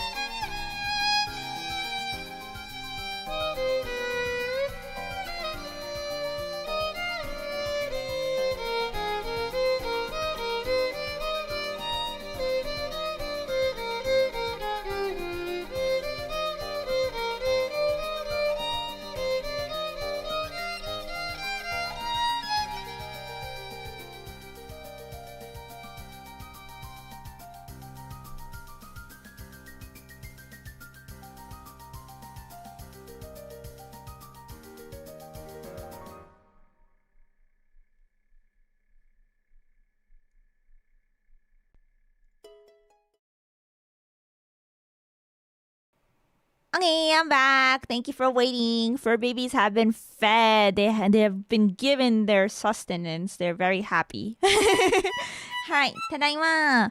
Oh, thank you so much for the follow. Thank you. Thank you, Pat's Paints. Yeah, all right. Let's continue with the orcs. Here you go. Of creation. Wait, let me skip back a bit. Okay, there we go. The orcs are the pinnacle of creation. For them, the great struggle is won. They have evolved This a music- society which knows no This music sounds patriotic. stress or angst. Who are we to judge them? We Eldar who have failed, or the humans on the road to ruin in their turn? And why? Because we saw answers to questions that an orc wouldn't even bother to ask. We see a culture that is strong and despise it as crude. During the war in heaven, the old ones were doing their best to spawn as many combatants to their cause as possible by seeding the galaxy in a specialized This sense. guy. The Eldar were made to be a Eldar. precise and tactical species to fight off the Catan and the Necrons. But they have the 5 heads, you know. They're so intensely British. I see. British hooligans. Oh, that was a football team song? Yeah, this is the happiest of 40k factions. another prominent species was made by them as well. The Krork were warriors clad in ornate Gregs. armor with more dangerous. I've heard of Greg's. However, things changed, and these warriors changed, and the Krork are no more. They are now known as the boys, the lads, The boys! the mates, the orcs. An orc in 40k looks like an orc in most other fantasy media. Hulking, warlike monstrosities with big teeth and worse attitudes. However, unlike the more Tolkien-esque forms of these creatures, the devastating nature of the orcs is in their biology. Unlike most species, You know, seeing green bricky made me want to change my skin to green too, but it might take a while if I do it. I need green moody as I watch the orcs. if it didn't take me forever to do, maybe just my face. What do you guys think? A little break real quick here. I'm just gonna see if I could do this real quick. How do you do this again? Whoops, I forgot. Oh God, no. Zoom. I'm gonna zoom in. Yeah, should I try green Woody? I should try green Woody. Okay. Just real quick. I feel like we need to get lore accurate here, you know? I think. Where is that looks right. Oh God, that looks so cursed though. Because of how the textures are separated here. I'm gonna be chroma keyable. I look like I just took a thing of face paint and rubbed it on my face, but not well. Whoa! How green can we get? Yeah, Spade! True! It's a face mask, guys! It's a face mask! Okay. And then I need to find the other parts. Oh, that's my neck. Yeah, we could do my neck. Okay, that's my neck. That's my hair. No, not my hair. That my hair can stay the same color. Oh, there we go. Yes. And then, what's this? How about those highlights? How do I get those highlights?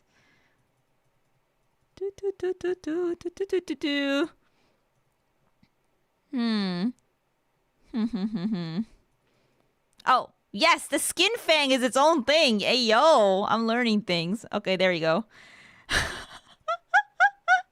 The skin fang is its own thing. Okay. This one.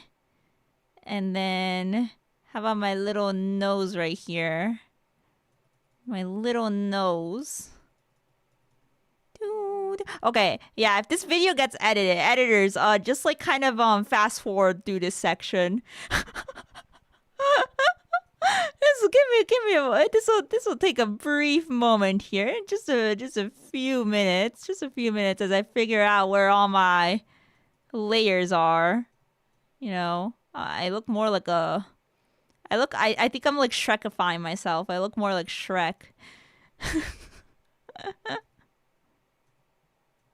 Oh, that looks good. That looks good. Yes, time lapse it. Yeah, no, keep it in, but time lapse it. Exactly. I'm too lazy to do the rest.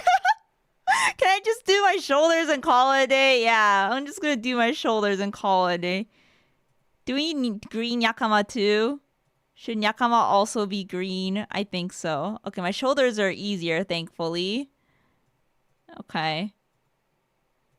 We could make yakama green as well. It isn't really the right shade of green, but that's okay. On.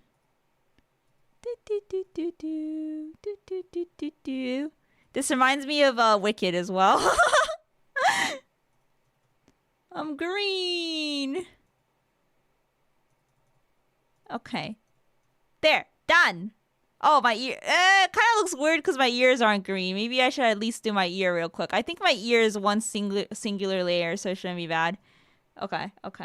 And then, oh. There you go. There's my ear. Wait, where's my ear? I found it. I had it for a second. Okay. Done. Okay, that's the most I'll do. I'm too lazy to do the rest. Hi. Midori. Yeah. No legs, because I'm not showing them anyway, so it's fine. It doesn't really matter. Okay. Yeah, I need cucumber slices on my face now. I'm chroma keyable now. I bet you could chroma key me out. Like, you could do, want to see something cursed? You could do, let's see. Would it be this? Oh, wow! Oh! I'm invisible. Not really, but... Alright, back to the video. Orcs! The devastating nature of the orcs is in their biology. Unlike most species in the galaxy, the orcs are actually a type of fungus. This fungus itself comes in various forms. The small goblin-like Gretchen and snotlings are a part of this fungal ecosystem as well, and also the squigs, which can be used for basically anything. But regardless of what is a part of the fungal system, all of them are born from spores that land on the ground and grow. As they travel around the galaxy... yeah, isn't that, wait, what is this thing, contraption in the background called again? I remember when we watched a video on, kit bashing, and the person we watched, like, kind of, rescued an eBay model of one of these things. Yeah, the Stompa! Yeah, the Stompas.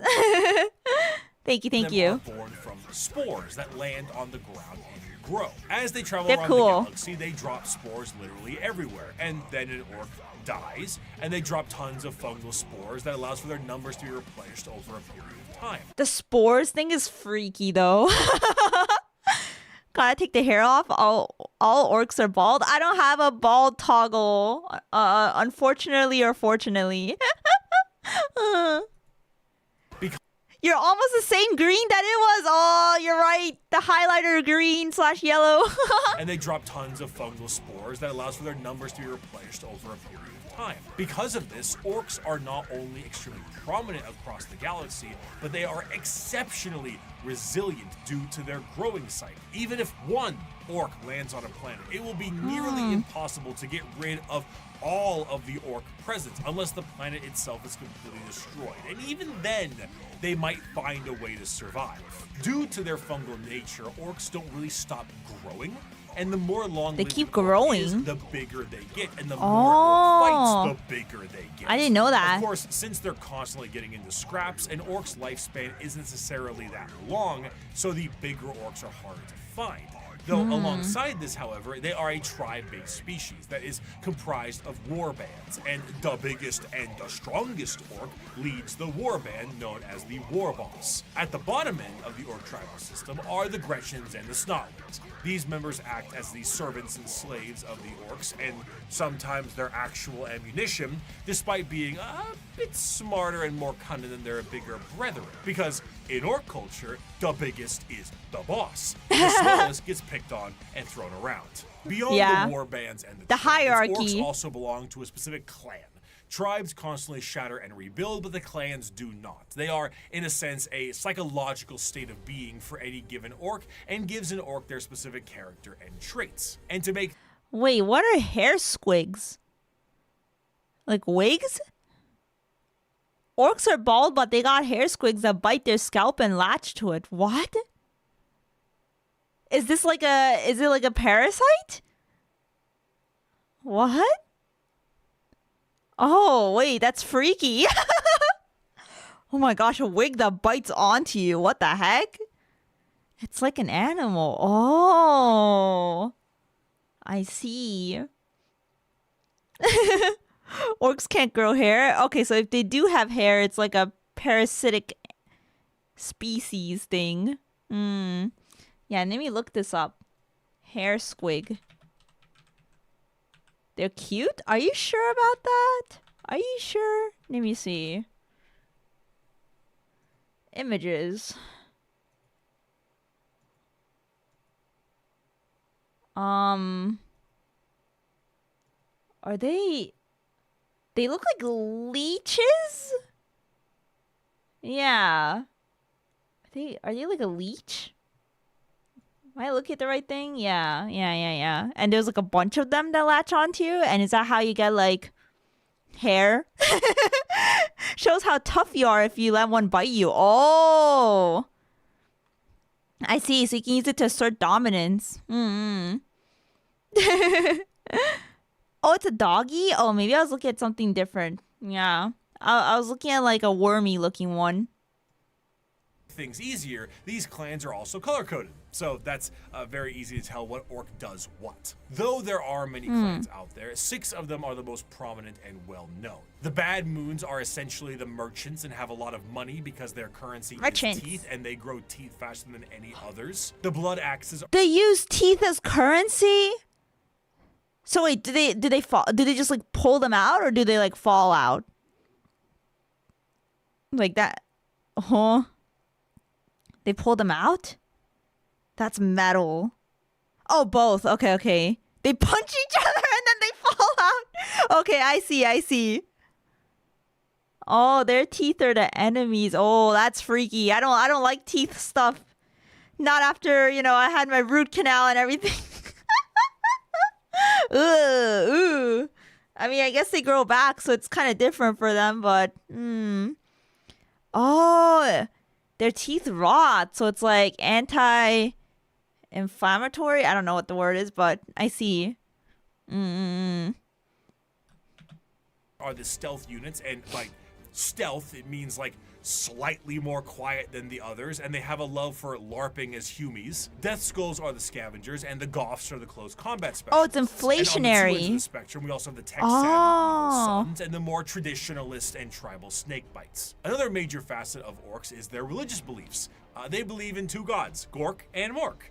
Gork is cunningly brutal, and Mork is brutally cunning. The difference between them, according to orcs, is that Mork hits you when you aren't looking, and Gork hits you when you are. What? The only difference between these 2 pictures is that one of them is like fire and the other one looks like ice, According to orcs, is that Mork hits you when you aren't looking, and Gork hits you when you are. There's a lot of confusion as to which one is which, and this results in a lot of infighting. In other species, this would be considered a sort of religious conflict, but for the orcs, it's just another excuse to fight. I have a quote here, but I don't really. I'm definitely gonna forget that. I'm definitely gonna get them mixed up. Yeah, no one knows the difference. I see. So that's a meme. Gotcha. Cause like I don't know.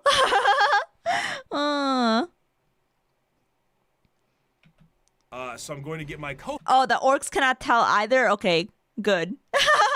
Co-host of That's Ridiculous to read this one. Co-host? I'll try to lip sync it. Oh, he's more cunning than a grot and more killy than a dread. The boys that follow me can't be beat. On Piscina, we jumped the Marine boys, and our boss pose was covered in the helmets we took from the dead-ends. We burned their port and killed their bosses and left nothing but ruins behind. I'm Warlord Gezgul Mac Uruk-Drucker, and I speak with the word of the gods. We's gonna stomp the universe flat and kill anything what fights back. We's gonna do this cause we're orcs, and we was made to fight and win. It's good. It's fucking Wow, that was a really good voiceover. And I don't know, somehow Bricky's lip syncing was very convincing as well. Yeah. DK, Donkey Kong. Sorry, I don't know who this DK guy is, but I'm assuming that's what he goes by, and that he's Bricky's co-host. I don't know DK. I only know Donkey Kong. He's a co-host on Adeptus Ridiculous. Oh, I think he's a streamer too. Okay.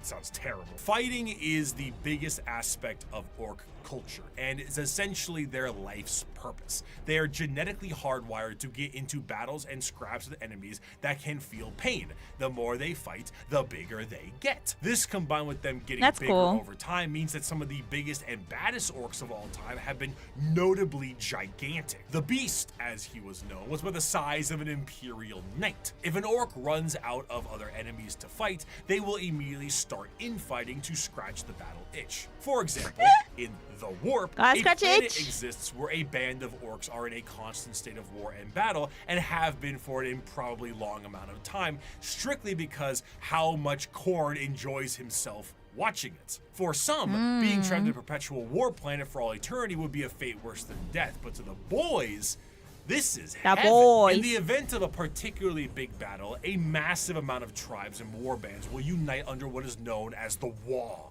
The concept of a war covers a few bases. The first is the group aspect of the massive green tidal wave of orcs fighting for the same cause, the cause being the second base. But the most prominent aspect of the war is the psychic aspect of it. Remember how the old ones made the Eldar and all the Eldar are psychic?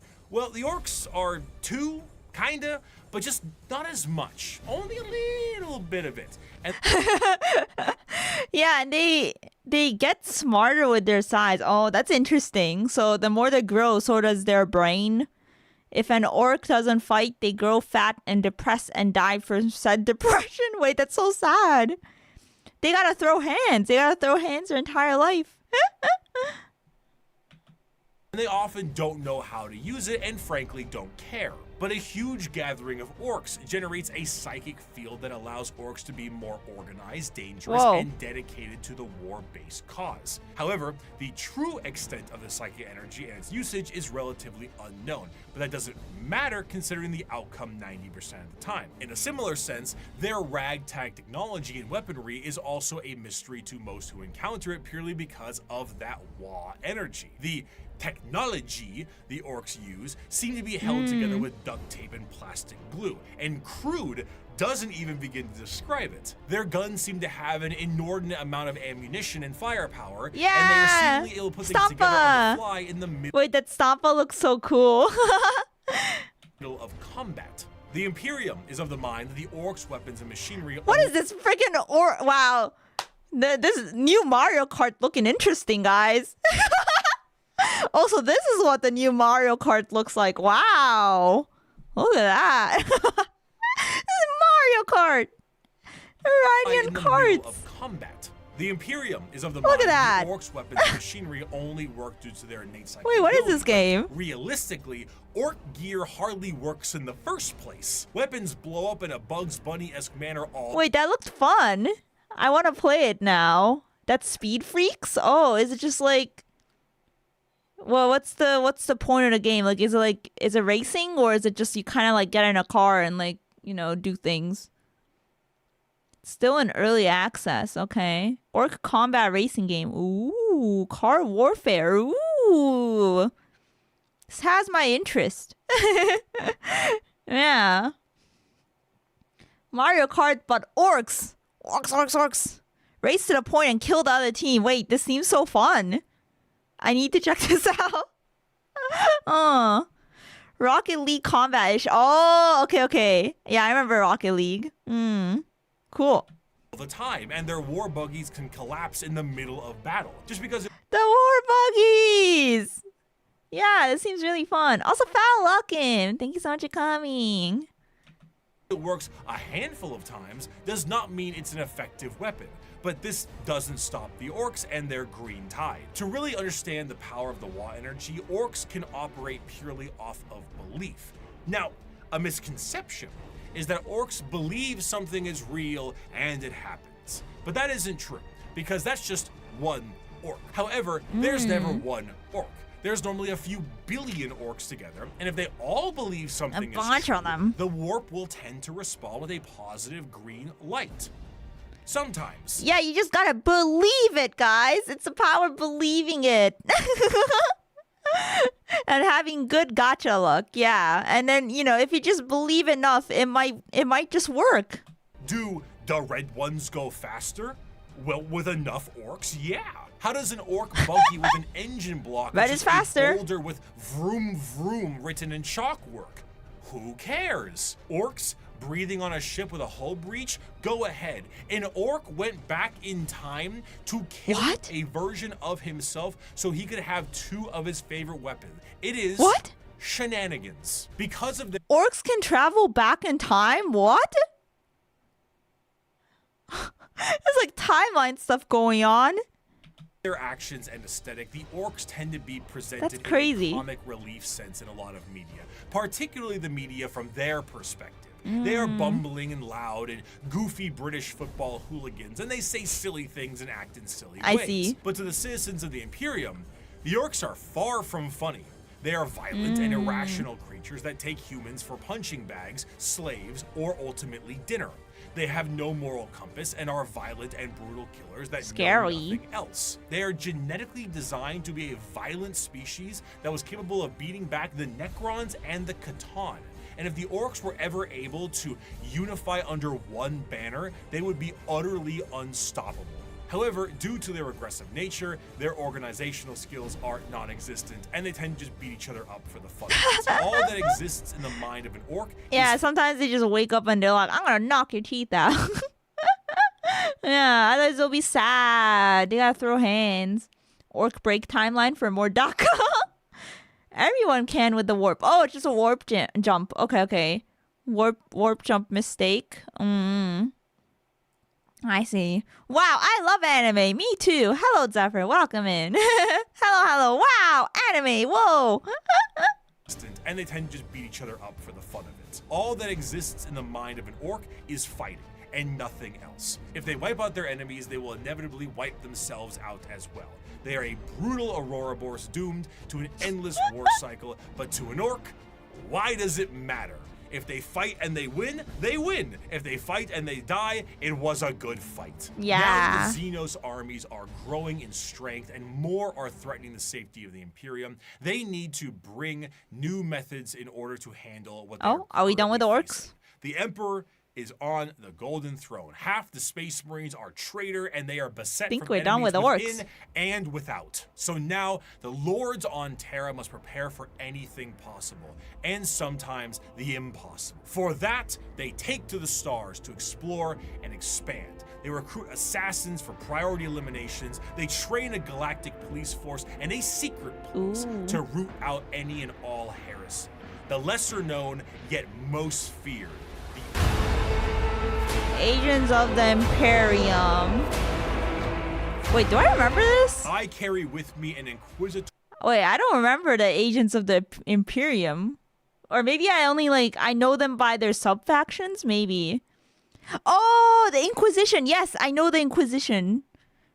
Oh, so there's like different factions within these agents. Okay, Inquisitors and stuff. Gotcha. Okay, I gotta stop the green now. I gotta take off the green face paint, body paint. Okay, give me just a second. All right, let's take a little break and turn these off.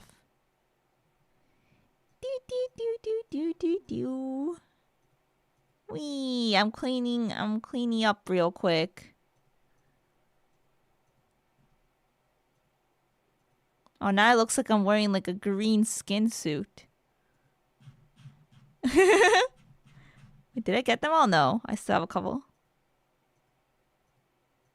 Okay. Alright. Yeah. I think we got it all. Yippee. All right. They merged a whole bunch of sub-factions into this big faction now. I see. Getting some water. When are we sending you more Warhammer kits? Oh, hold up. You gotta wait for me to like even get into painting first. Like I haven't even done that. Miss the ones in your feet? No, you can't trick me. I'm not showing feet today. WJ Fun, thank you for the stretch redeem. Thank you. Let me stretch. Wee.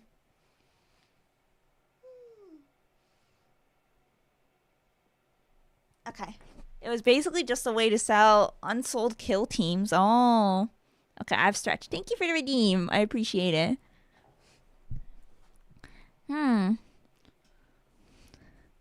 Send Warhammer paints? True, I need paints.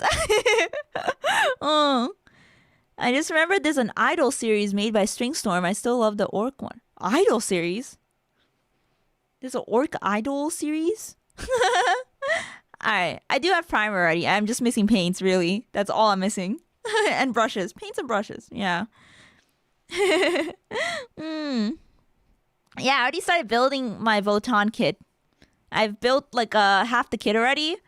I just need to paint them. Alright, let's continue. Tutorial seal. It is a small, unassuming object contained in a neat box of Pluvian obsidian. It is a modest thing, relatively plain, adorned with a single motif and a simple motto. Yet with this little object, I can sign the death warrant of an entire world and can sign entire a billion world souls to oblivion. Where the Imperium I remember may this see quote, I its think. justice dealt out by the hands of its armies and the gauntlets of its Astartes, when one needs eyes, ears, Whoa, what? Animation? Whoa. both cut out, it looks to the agents of the Imperium. In a meta sense, these agents are a homogenized version of multiple factions from the original video 5 years ago. They comprise Gentrified Bricky! multiple aspects of the wide and all-encompassing armies of humanity and serve different roles. Whether it be the law enforcers of the Adeptus Arbites, the void-faring explorers of rogue traders, the invisible hand of the Assassinorum, or the hospitality assassin. of the Emperor's Inquisition. Each has a part to play in the God Emperor's domain. Rogue traders are a great example. Oh, that's a trailer for a new CRPG game coming. Oh, Dark Heresy. Okay. Example of a somewhat undiscussed part of Cool. its nobility. While you may see the General Imperium as a totalitarian hellscape, because it is, this is to those under the boot of the nobles that run it. Rogue traders are a special kind of explorer, and their existence is extremely important to the function of the Imperium. A rogue trader is often an extremely special individual. He's pretty. And is given the monumentally sized warrant of trade, allowing them to be given almost complete and utter freedom. Their task is simple: to chart the uncharted, learn the unlearned, and do whatever they can as an explorer and conquistador for those back on Terra. This information is...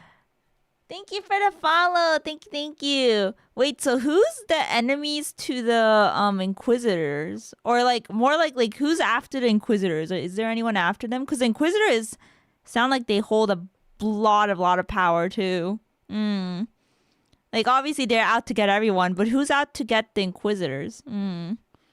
Other Inquisitors? Oh. Wait, why? Heretics. Yeah, well, they're out for the heretics. Each other. Huh.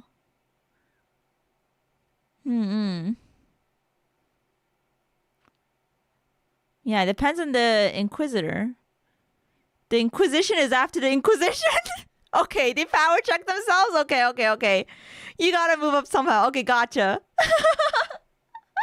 Whoa, crazy.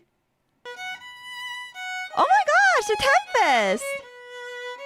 Thank you for the 10 gifted memberships! Thank you! Oh my gosh! Thank you so much! Congrats everyone that got gifted! Thank you! Oh, you got one of my mods as well! Thank you! Wow, I appreciate it! Thank you! Oh, now we're gonna get a bunch of violent alerts. Okay, let's wait before continuing the video.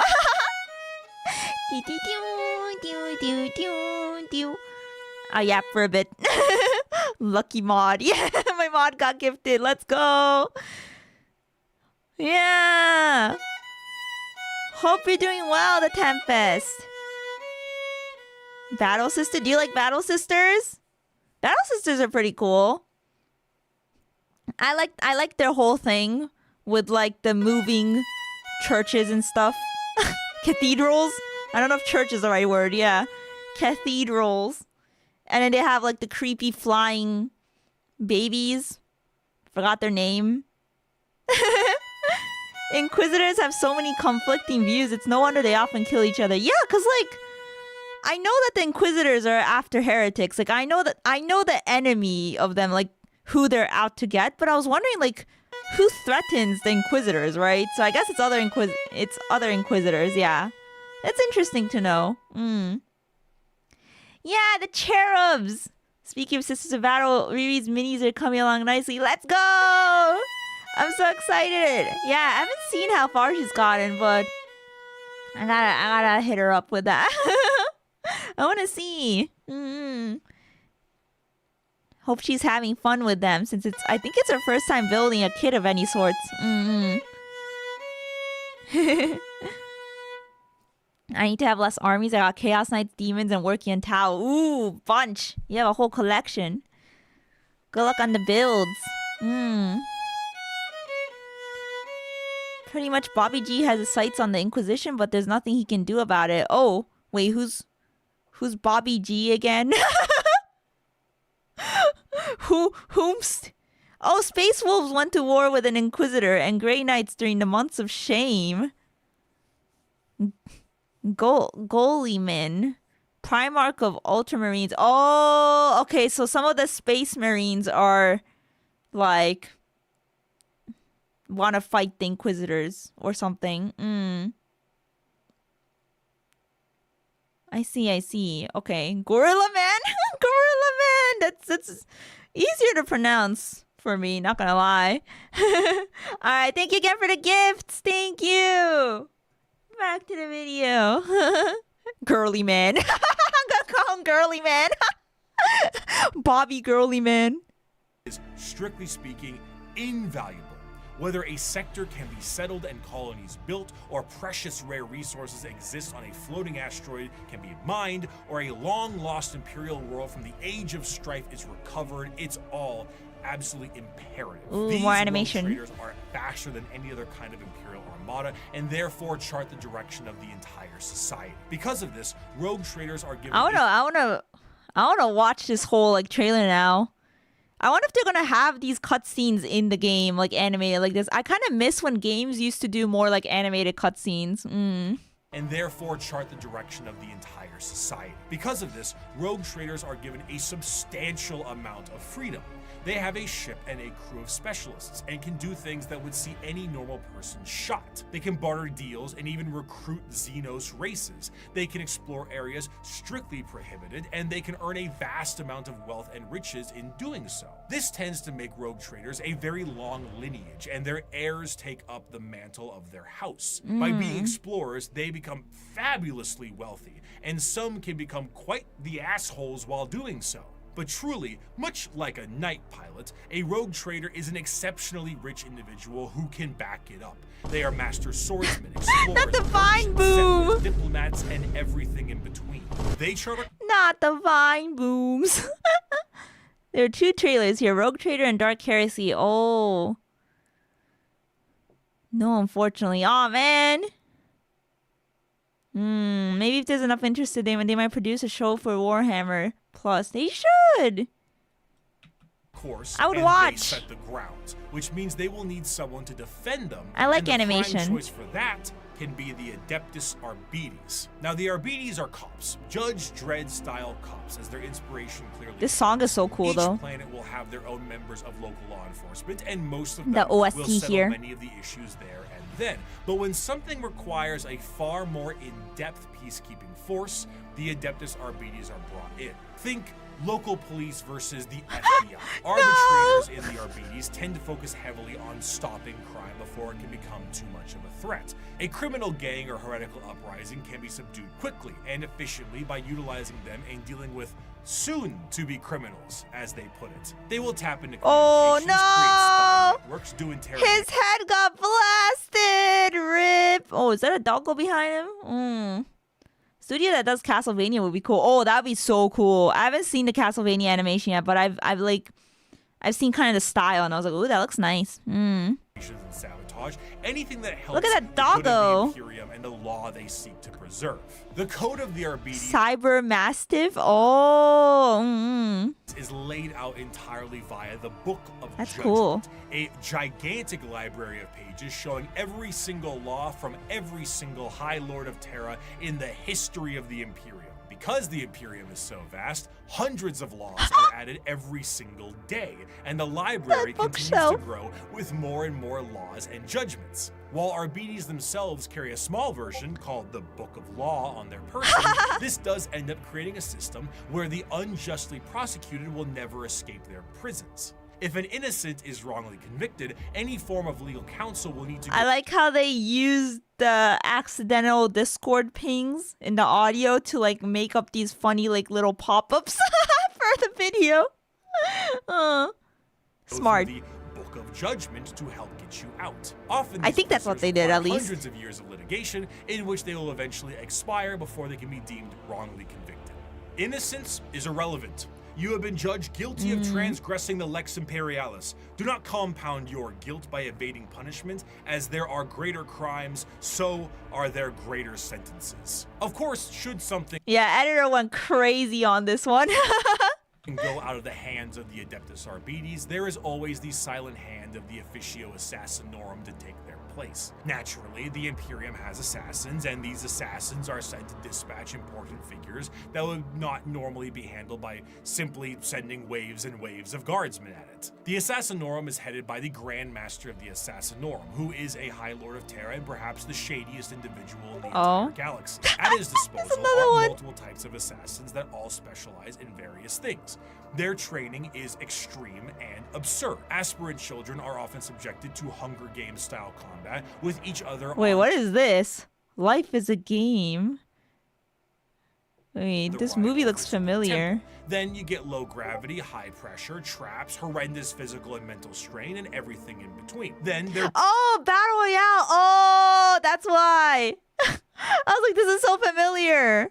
Yeah. Minds are wiped completely, and the real fun begins. An Imperial assassin is nothing to mess around with. They are some of the fastest moving and hardest hitting things the Imperium has at hand, and can go toe to toe with Space Marines depending guy on looks which freaky. temple they are from. Some, like the Vindicators, What's that gas coming out of him? Is that like poison gas? can go toe to toe with Space Marines depending on He's which sneaky. temple they are from. Some, like the Vindicators, are master snipers who lie in wait for weeks, days, or even months just to get the perfect headshot from 5 kilometers away and disappear.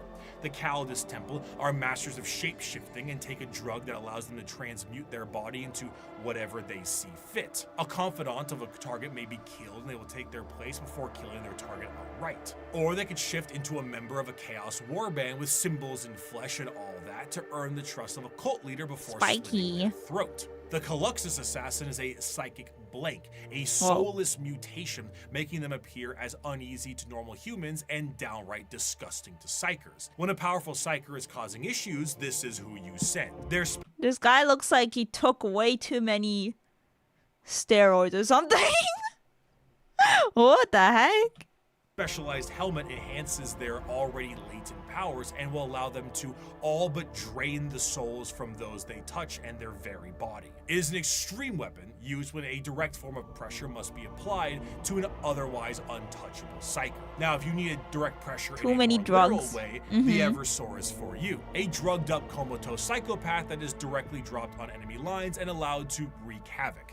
Oh yeah, literally he's drugged up. I see. Killing anything and everything it sees in a blaze of movement and blood before it inevitably dies and causes a plasma explosion on its demise. There are other temples as well, the Vanis Temple acting as sort of like a cyber hacker, the temple specializing in Don't look at the poisons, booba, don't look but at the booba. all in all, Don't look at the assassins booba. move with their Don't look at the skin-tight booba. body gloves with a speed unmatched I'm and not looking at the force booba. unexpected. I'm not One looking. of the best assassin novels Not look at the puts booba. a Vindicare Calidus and Vanus to infiltrate a night world, kill the High Monarch of the Night, who is permanently stuck in his giant robot knight, install a new ruler in his stead, and make sure nobody knows the Imperium did it. Their missions are insanity, and their tasks impossible, and they do it anyway. Thus is the power the Assassinorum wields. We do not determine the guilty, we do not decide the punishment. We are merely the cold instrument of the Emperor's It's a good vengeance. book. There is no form of death unknown to us. There is no form of terror beyond our means. There is no enemy outside our reach. We are the blade that hovers over the throat of the traitor. We are the bullet that awaits the heretic's skull. We are the poison in the throat of the alien. However, despite the prowess of the traitor, Oh, this guy looks like a freaking like Dark Reaper. You know, he's got that not Dark Reaper, Grim Reaper aesthetic with like the scythe and everything. How do you guys feel about skulls? I was gonna ask. Like, I've been seeing a lot of like scully boys here. Like, they have like a skull head. Do you guys like skulls? That aesthetic, like, cause like I actually never really liked the skull aesthetic. Growing up, I never liked skeletons. I never liked skulls. Yeah. Yeah, edgy teen profile pic looking. Exactly.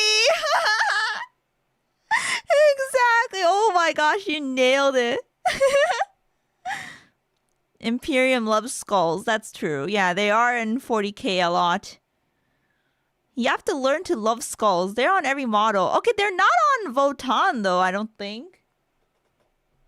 I turned to look at my tiny ass Votan miniatures on my shelf. I can barely see them.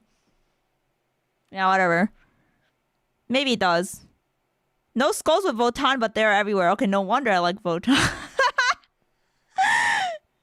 Votan are skull free. Let's go. Yeah, I don't know. I don't. It's okay. It's okay to some extent. Yeah, I think it depends on the design. Like I think for the Imperial Knights, I can get by it a bit. Like I'm like, okay, I like how it's incorporated into the design a bit. But like, yeah, when it's like just flat out, just like a skull head, I'm like, yeah. They're all Memento Mori. I believe in universe it's to remind people the Emperor. I see. Okay, that's fair. It's like the cross in Christianity. the police and the assassins, there is one that stands above all. As the Imperium settled into its post-Emperor world, they needed a force Skulls to are root freaky. out corruption wherever it could be found. But they needed specialized individuals who could do so. Men and women who would serve as detective and executioner. This new Yeah, they kind of are everywhere, huh? I'm thinking about it more, and like they're like on armor, they're on accessories. Yeah, skulls are everywhere. Yeah. There's a skulls kit by GW. Oh. Hey, no. would have unlimited authority, and they would be known as the Inquisition. Inquisitors of the Inquisition are one of the most feared individuals in all of the galaxy for the common members of humanity. Trained in the most difficult of conditions and mental Mommy, right? Right, guys? hardening, they have long closed their minds to the compassions of those they deem guilty. Inquisitors are, for the most part, detectives, but they are detectives whose authority is unmatched and actions justified by the state itself. Similar to the KGB, the Gestapo, the Stasi, the OVRA, but unlike those organizations, the Inquisition has far more authority and is one of the only types of individuals who can commit exterminatus, the term used for the utter and total destruction of a planet that is no longer deemed usable by the Imperium. Right, they could just kill planets. Exterminatus. Yeah, I can't unsee the skull details now. Have you seen the Mechanicals trailer? I have not. I should. While it is a very exciting word and a commonly notable thing done in Warhammer, exterminatus is not actually used particularly often. It's a last resort entirely meant to stop the enemy from gaining a major foothold or spread even more corruption. Even with a million worlds, the wholesale slaughter of an entire planet is still a massive blow to the Imperium. Inquisitors range quite a bit, not just in how they operate, but also in their personalities. They are often main characters for a large amount of books, as detective noir is a great genre, and they can be the most stone-cold killer or a pragmatic and sympathetic individual depending on who they are. Radical Inquisitors may utilize methods unlike most of the Imperium, such as alien tech or even demon hosts, where Puritans stick closer to the methods of the religious state and shun any deviations. They also specialize in various aspects, as the Inquisition has orders or ordos, such as Xenos for aliens, Malleus for demons, and Hereticus for, you guessed it. Truly, if you are a normal citizen of the Imperium, a person flashing an inquisitorial rosette in front of you may be one of the most terrifying moments of your entire life. Not the Inquisition, no. Just depends on the book. I see. Yeah, because I didn't think they would be like portrayed sympathetically. Yeah, it didn't give me those vibes. It is the same as an FBI badge or a KGB FBI, open up. member, except now you're in Warhammer. So their authority and tools are infinite. Agents of the Imperium are vast and offer a ton of different concepts to the world of Warhammer. And they continue to expand as the Emperor's descent into the Golden Throne has lasting effects on humanity. As time progressed, a few people seeing the Emperor as a deity made their voices louder, and over a few thousand years, worship of the Emperor was not only considered expected, but state mandated. This church will be known as the Ecclesiarchy. Oh, she's holding a whip. No one expects the Imperial Inquisition. Some inquisitors are chill. Some are total a-holes. She doesn't look chill, that's for sure. Hey, yo, time for some sisters. Oh, we're getting into kinky stuff. Okay. And there were many who would look to the cardinal position and make desperate grabs at their power, leaving horrid effects on the populace. The Age of Apostasy was a time of reformation in the Imperium that saw its eventual change into an overtly religious empire. During this time, an all-female warrior she looks nice. called the Daughters of the Emperor were a bit more isolated from the wider Imperium. However, as the ecclesiarchy began to take root, one Goj Van Dyer became the High Lord of the Administratum and noticed these warriors and felt they could be useful to him. Goj himself told these warriors that he was the voice of the Emperor himself and demanded they fire upon. Who's this? The Pope? Who? I missed the part he talked about this. Oh, he just started talking about him, but he's the evil Pope. Okay. Yeah, they didn't make it very subtle, you know.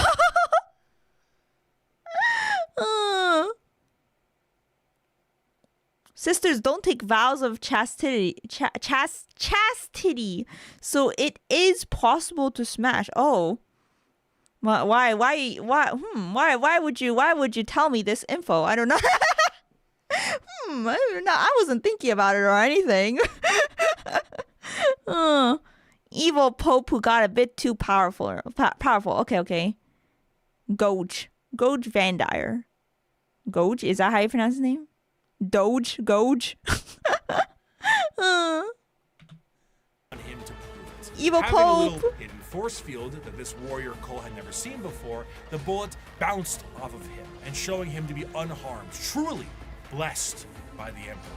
This cult became known as the Brides of the Emperor and acted as his personal bodyguards and aides. However, Goj Van Dyer was a tyrant, and his horrendous reign spelled ruination for the wider Imperium, which made the Adeptus Custodes take notice. Despite an outright coup and revolt against him, the deadlock was getting steep as the Brides of the Emperor's fierce combat skills kept him safe. So he had a harem? And not me? That's crazy. Where's my harem? Where's my harem of hot space nuns that can beat ass? Where's my muscle mommies? Emuri is happily married. She would never. Yeah, I would never.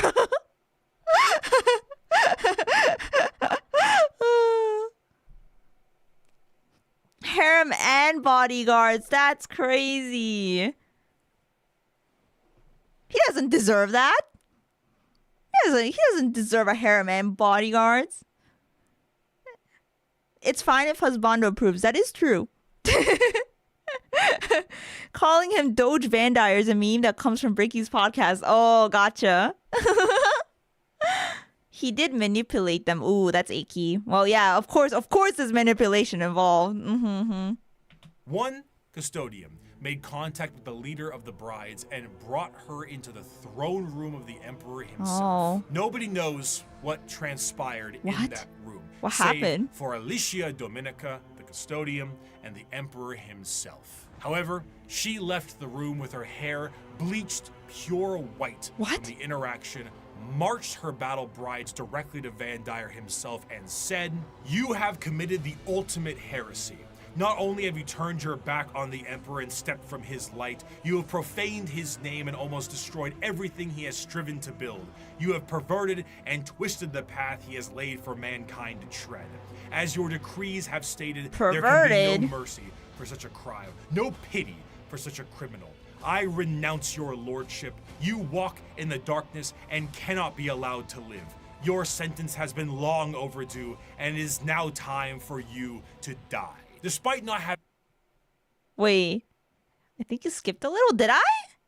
I don't think I did. No, I didn't skip. But I am a little lost here. Not gonna lie, it is starting to zoom a bit.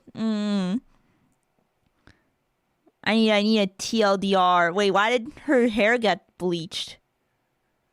Like literally bleached, or did her power get like sucked out of her and her hair turned white or something? Like I'm like, how does that happen? Oh, I guess no one knows though, because no one knows what happened in the room. Blessing of the Emperor. The power of the Emperor turned her hair white. Oh. She met her Kamiyoshi. Oh boy. Meteor Kamiyoshi turns her hair white. I see, so we can only speculate. Okay. Sisters have strange powers, so clearly they are blessed by the Emperor. Having any time to die, Doge Van Dyer found some time to do so. With his head lopped clean from his body, the brides of the Emperor were no more. And the Okay, so they no longer serve Goge. So Goge died. Goge got punished, and now they went to the Emperor's side. By they, I mean the Sisters of Battle. Okay. Okay, I'm following now. I'm following. Yeah. Oh boy. Yeah, TLDR Emperor told her that Goge was the bad guy. Okay. Yeah. なるほど。Ecclesiarchy signed a document to stop Van Dyer's reign from happening again. They would no longer be allowed to have men. Oh, they took his head. Men. No more men. Fuck the men. That's what they're like. No more men. Men have wronged us. Under arms. Men. Woman only.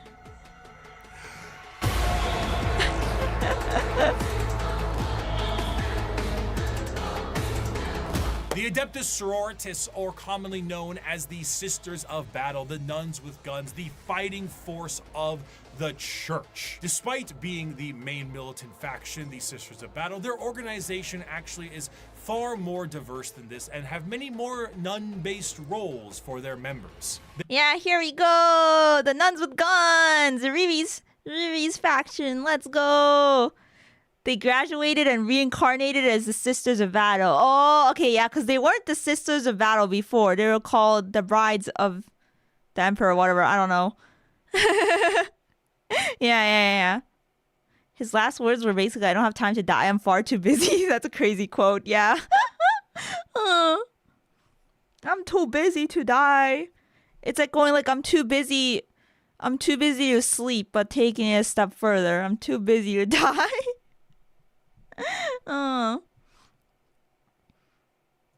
They are organized by various orders with various specialties in mind, such as the non-militant The Booba orders, like armor. the Hospitaller, Dialogus, and Familius, including things like helping with surgical equipment and various other medical stuff, Duolingo, and a poli-sci degree. These orders are further separated into smaller orders in an almost Space Marine chapter sense, but tend to have more flexibility due to the nature of their work. And in addition to that, there is flexibility between the orders. It is not uncommon for a member of one of the more battle-hardened orders to switch to a more passive one once they've sustained battlefield injuries or are a bit closer to retirement. As mentioned before, the Sisters of Battle are a part of their own separate organization, the Order's Militant, and feature the highest number of any given system. They are the official fighting force of the Ecclesiarchy, and they specialize in wars of faith. Unlike the deployment of Astartes and Guardsmen, the Sisters of Battle are often deployed with members of the Inquisitorial Ordo Hereticus due to the holy war nature of their battles. The Sisters of Battle are suited up with their own form of specialized power armor that gives— Man, they're such baddies. Yeah, their aesthetic is really cool. Yeah, I love the hair bangs. Yeah, I like their hair. Pew pew, Emuri, welcome. Hello. Lab class finished early for me. Otsu! Hope you get some rest now. Yeah, we're watching about right now. We're in the Sisters of Battle section. 80s at its finest. Oh, are you talking about the hairstyle? Hey, bangs are still in fashion, guys. I have bangs. Old Hammer art from the late 80s is a choice. Yeah, I really like this art. Heavy metal magazine vibes. Yeah. Oh, the whole art. Yeah. True. Yeah, the whole, like, the way they drew her face and like the coloring and everything. Yeah. It's pretty cool. I like it. Wait till she learns about the Warhammer 40k. Magic the Gathering said, dude, Magic the Gathering has done so many collabs with things. I'm always surprised. I'm like, wait, Magic the Gathering collab with that? What?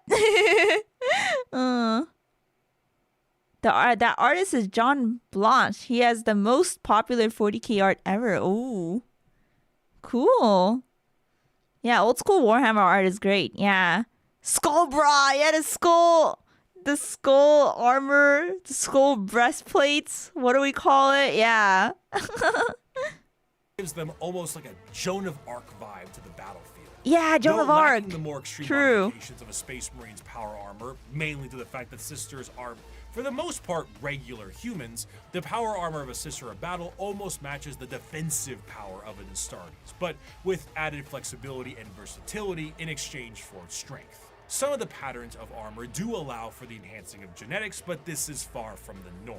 This, combined with an arsenal of tanks and vehicles that have literal church organ rocket launchers on them, really That's what I love that thing. That thing is so cool. Would I build it? No, but it is pretty cool. brings across the holy war vibe in a gothic manner. Accompanying a Sister of Battle in the fields of war is the holy trinity of weaponry: the bolter, the flamer, and the melta. With such a simple loadout, the Sisters of Battle are able to— Yeah, weapons, more weapons. It's actually not awful, really. Tanks are actually easier to build than infantry. It's so ridiculous, it's cool. Yeah. There's a resin miniature of this art. Oh, really? That's pretty cool. Okay, so you guys think the tanks are actually pretty, you know, then they're not bad. Okay. They are big, though. They are big, yeah. bring down the glorious flames of the Emperor himself, and his holy light shines on them in other ways during a conflict. Are they fighting? Is that the Tau? Are they fighting the Tau? Yeah. Are they beating up the Tau? Yeah. I just see the guy in the upper left flying around. I'm like, oh, he looks kind of cute. Tau always get beat up in 40k art. Yeah. Rip the Tau. Hell, even their jump packs evoke angelic imagery as opposed to the more clunky jetpacks one in space. I wish I was them. That is crazy. I wish I was the Tao self-insert. I wish I was the Tao and getting beaten up by muscle non-mommies. In times of great turmoil or impossibility, a living saint of the sororitas itself might appear on the battlefield surrounded by a litany of doves and cherubs. And almost You guys are making me crack up. Women's rugby team versus chess club. Okay, that's pretty funny. It's always morally correct to beat the Tao.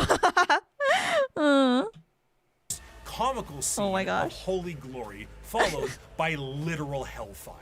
The Sisters are a fascinating organization because they take what is normally seen as a benevolent force and turn it on its head to be a horrifying method of war. Because the Sisters are so zealous, they are nigh impossible to persuade and almost never fall to chaos. In fact, any deviation from the Imperial faith may see you killed outright as you are deemed a heretic, and sometimes Sisters have even less patience than the Inquisition does. To the Adeptus Sororitas, no punishment is too extreme for blasphemy and heretical behavior. Whether it's lobotomizing traitors to use as shock troops or attaching them physically to agonizing pain engines so they can die for the Emperor, anything goes. The most fascinating part of the Sisters, however, Oh, they got creative, huh?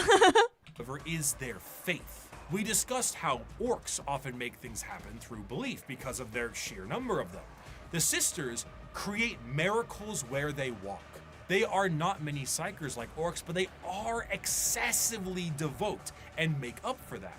Bullets barely miss targets they absolutely should hit. Guns jam, tanks malfunction, enemies They're too holy. The holy power, you know? It's like they've got the invisible shield. There was a sister who fell to Slanesh, so... Oh, there was? Well, I guess, you know, there's always exceptions. They're the most evil Imperium faction. slip and fall. The scene from Pulp Fiction is an accurate portrayal of what happens when the sisters fight. Oh. I'd knock that shit off if I was you. I know this scene. Oh yeah, this scene. I know. I haven't seen this movie, but this scene is so famous. I've seen it before. Die, you mother... Whoops.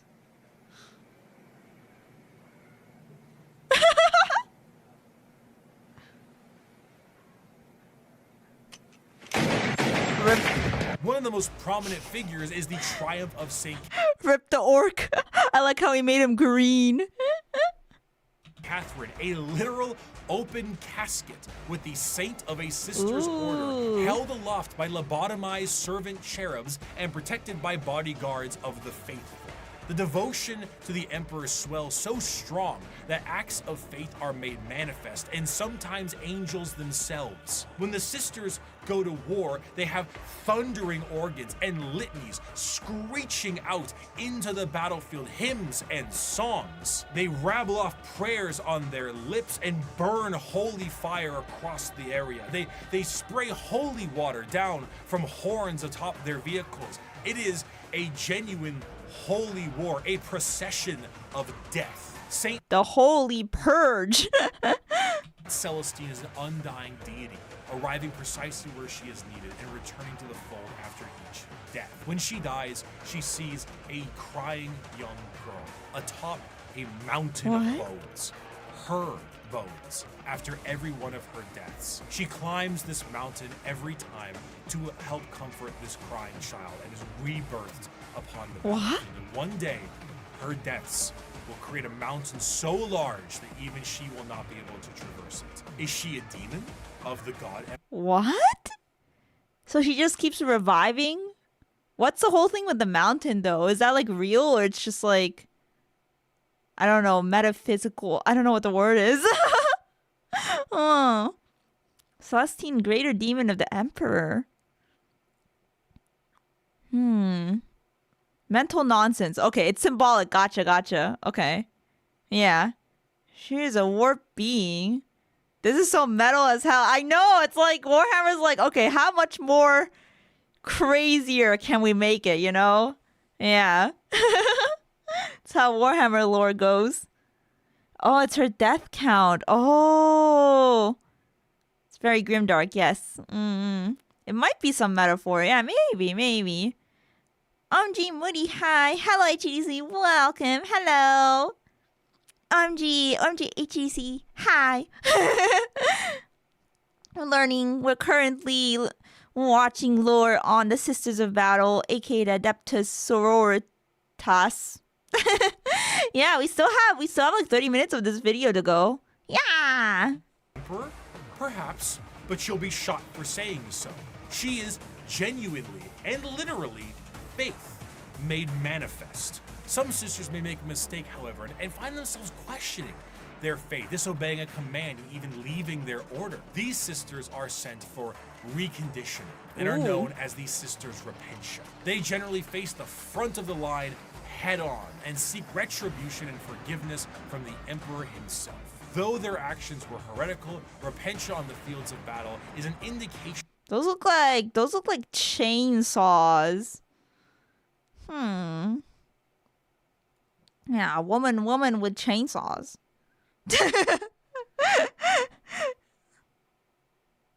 Alright, are you guys into this?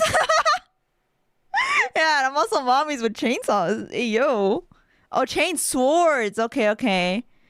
Yeah, no wonder it's just one side.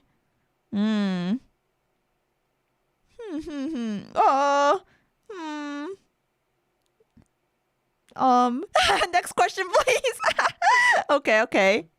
Of an individual wanting to become forgiven. They run aloft with torture devices attached to their bodies and okay, I don't know if I like the whole torture devices aesthetic. I don't know about the mouth thing, yeah.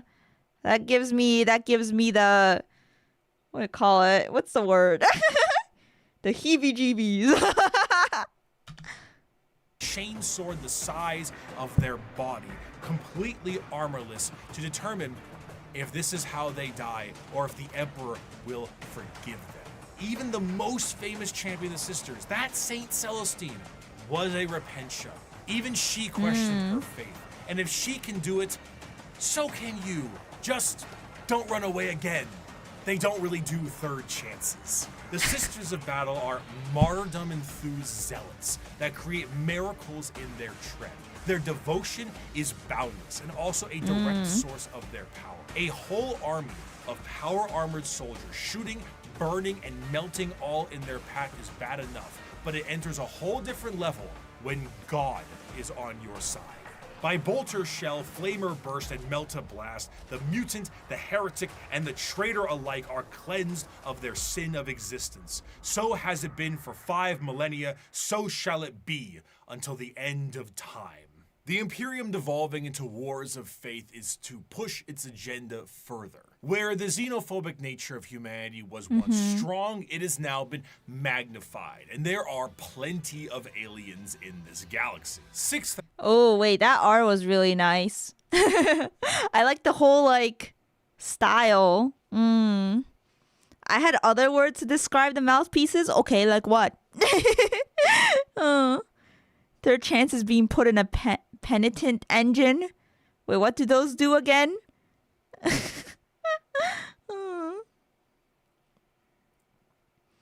Is it like a torture device? Maybe. That's my guess. I can't fix her, but I can let her ruin me. Do you really want that? They seem kind of scary. Correct? Pretty much. Unfortunately, I wish to remain in chat unbanned, so imagine a mod getting banned. The model is pretty self-explanatory. Okay. Oh, are we getting into the next faction? I guess we are. Yeah, hello, welcome. Thanks so much for coming. Gives you hallucinations that make you murder everything in front of you. Oh, that's freaky. I can fix her. Yeah, I don't know if you guys can fix her. She'll probably try to fix you, though. In her own way, In her own way. magnified, and there are plenty of aliens in this galaxy. 6,000 years prior to the current events of 40K, a planet was found by an AdMech exploration vessel. The life forms on the planet were seen using tools, but they were still very Here you go. primitive, so the planet was marked for destruction to pave the way for the Imperial War Machine. However, this was thrown off because of an extreme warp storm and that whole Doge Van Dyer thing. Flash forward to modern day, and an unknown but highly advanced There's the Doge. this vessel was shot down near an Imperial mining world, and the bodies on this vessel match those life forms found on that primitive world. The native creatures on that planet were able to evolve rapidly due to them being unobstructed, and their highly advanced gear pose a new threat to the Imperial. Advancing over these years with a remarkable speed, these are the new upstarts in the galaxy, looking to make a name for themselves, all in the name of the greater good. These are the... Here we are. Here we go. The Tau Empire. You guys called it. Yeah. The power got an enemy on my side. The guys that were getting beaten up earlier in the art earlier by the Sisters of Battle. It's the Tau. Oh no, Weebs. Oh no. Oh no. It's me. The alien is not intrinsically evil. Do not hate him. Pity him his ignorance. Seek to understand his differences and acquaint him with his inadequacies. Only then will he accept his place in the greater good. So these guys are trying to convert their enemies or something? Yeah, I don't know. I guess I'll find out. I don't know too much about them. I like Tao. I don't know why they're still hated. Yeah, why are they hated again? I don't know. I guess maybe he'll explain here. Yeah. Yeah. Let's see. The early history of the Tau is chaotic at best. Due to their extreme speed run to space travel, their journey to the stars were overburdened with inner conflict. It wasn't until the appearance of the Ethereals that things began to settle. These Tau to the warring tribes marked their unification under one common belief. Wait. That guy in the forefront? Is that also Tau? Like, I didn't know they had faces. I thought because they're all in mechs. I don't know. I just never saw a face before. Yeah. They're blue and not human. That's enough for me. Okay, yeah. I don't know if I like their whole like alien blue looking design. Yeah. I think they should keep on the helmet. Yeah, I think they're Smurfs. What? I think they should keep on their helmets. Oh, they're hated for their play style. Okay, that's fair. Yeah, for tabletop. Maxio, welcome. Hello. Thank you so much for the first time chat. It's nice to meet you. I'm Emuri, the Callaway housewife from Glitchers Dreamers. Yeah, we're watching part 2 of Bricky's Warhammer 40k factions re-explain. Emuri, a true Imperium enthusiast. No. It's just, I don't know. They look like, you know who the, okay, I think I know now. I thought about it. I saw someone say they're fish with hooves. And I thought about it. I was like, fish? Yeah, you know who the guy in the forefront looks like?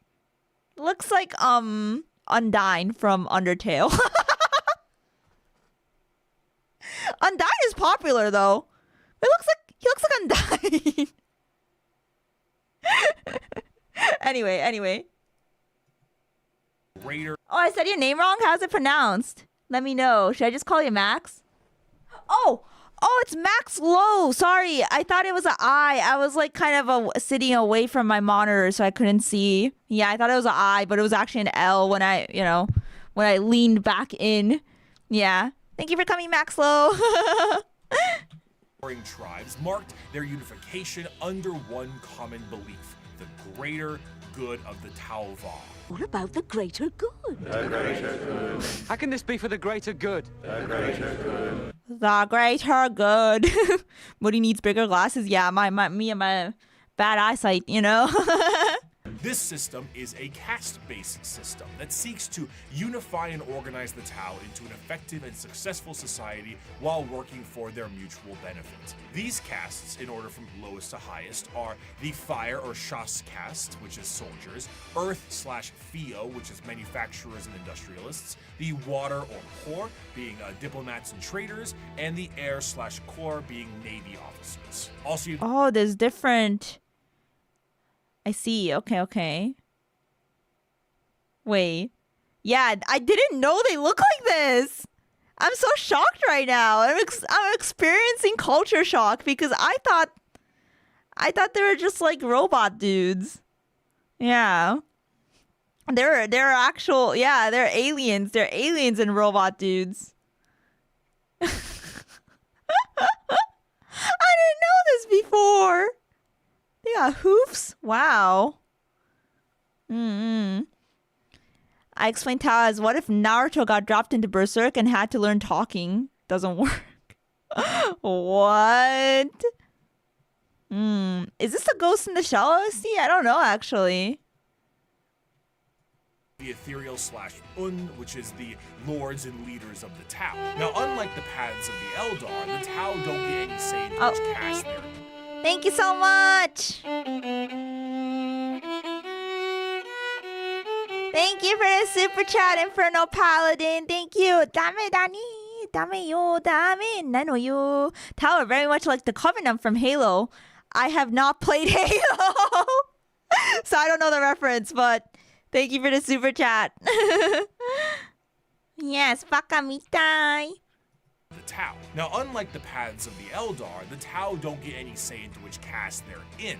It's determined upon birth due to inheritance from a parent. Trying to deviate from your caste or trying to do tasks or even use tools assigned to another caste is a grievous crime against the ethereals, and those guilty of this crime tend to be sent to re-education camps, which sounds not so greater good, but a greater good than the good that the Imperium sees as greater. The guidance of the greater good also encourages the growth of the Empire through the absorption of other races and cultures. The expansion of the Tao Empire is split into spheres of time. So far, there have been 5 spheres of expansion, with a 6th one being planned in the current timeline. The first 2 spheres saw the Tao move beyond their homeworld and settle new planetary systems, known as seps, and absorb multiple races into their ranks. But the 3rd sphere is where we see the Tao interact with the Imperium for the first time, which went about as well as you think it did. The Tao, as mentioned before, are highly... Ask Reddit. Farsight? Okay, I'll look it up. Farsight Tao. Yeah, I don't know if I like the design of Tao. I don't like how people keep saying they're the Gundam faction. Not gonna lie, I don't like that because first of all, I think they look nothing like Gundam. I think Gundam is way cooler. And yeah, it's just... Second of all, I think calling them the Gundam faction turns people even more away from Gundam because I just don't think they look like Gundam. Yeah, they look like Pat Labor to me. Yeah, I could see that. I don't know if it's pronounced Pat Labor or Pat Labor. I don't know. I think it's Pat Labor. But I've seen some of that. Yeah, I've seen those kits too. Yeah, battlesuit mechs. Yeah, with blue aliens inside them. Okay, I looked up the Commander Farsight. Yeah, that's pretty cool. I like the helmet. Who is going into labor? Okay, what else? Broadsides, okay. So we've got Farsights and we've got broadsides. Sides, okay.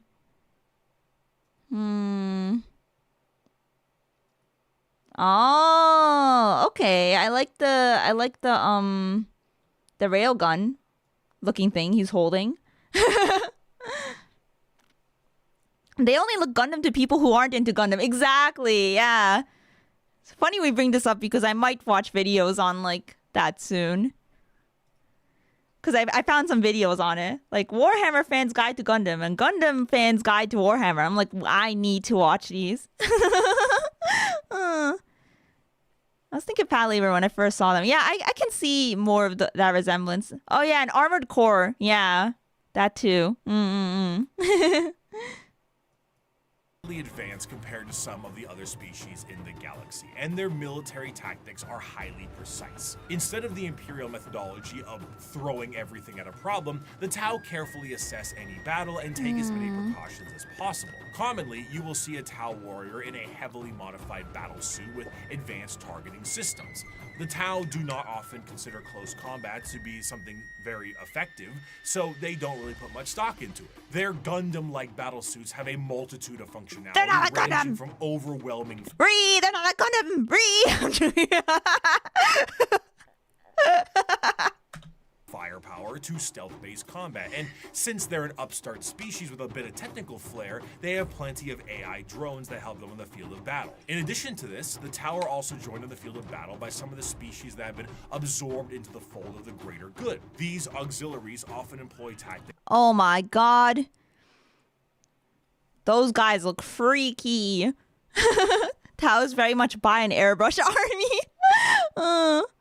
Go type in the comments of the video and go, well, actually, I'm gonna be like the toxic Gundam fan that like turns people away from Gundam even more.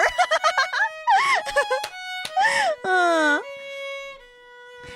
Sliver. Thank you for the 44 months. Thank you. Oh my gosh, thank you. Thank you for being a member, dayon, for so long. Did you know StarCraft was originally a Warhammer game? No, I did not know that. Oh, they're Vespids. Oh my god. I don't like the bug looking guys. I don't like bugs.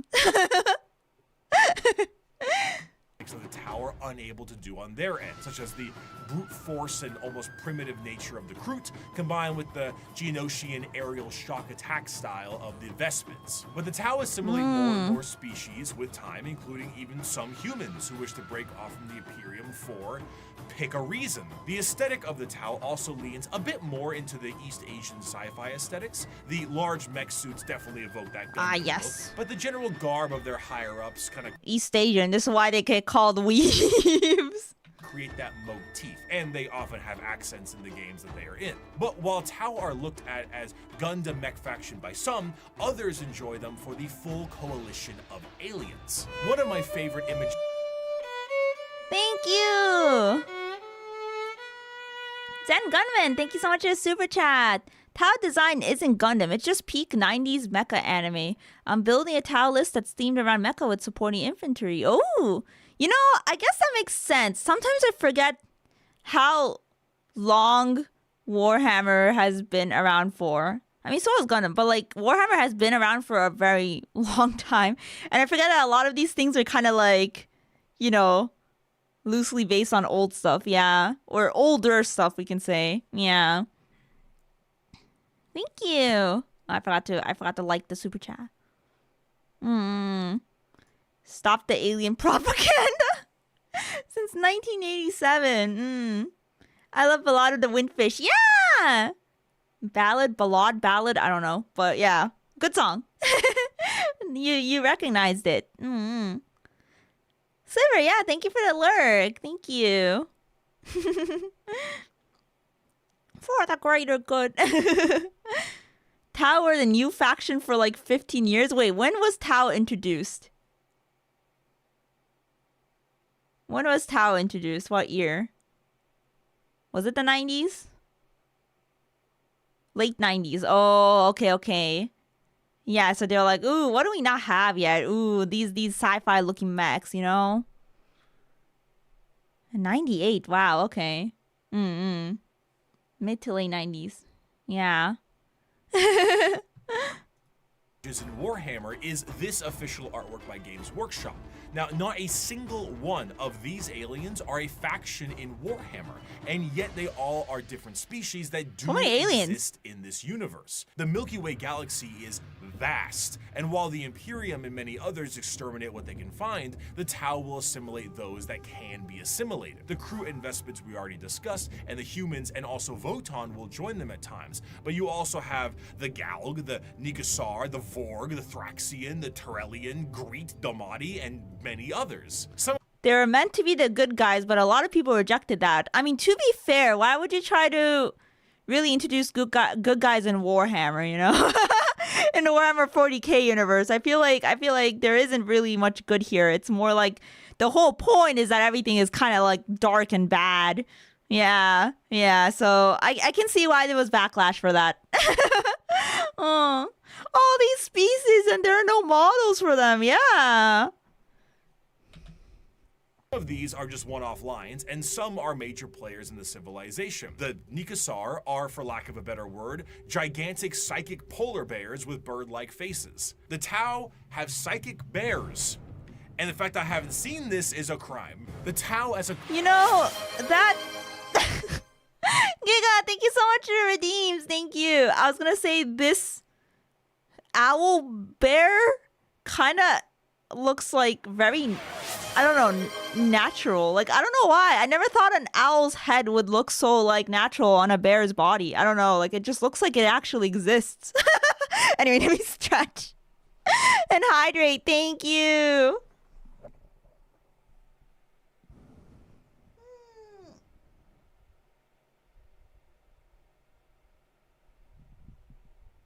Okay, stretched.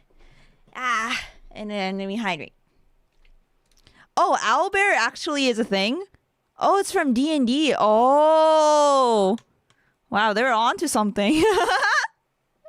This is my first time seeing an owlbear. And I'm like, wow, it's kind of cute. I want like a plushie of it. have psychic bears.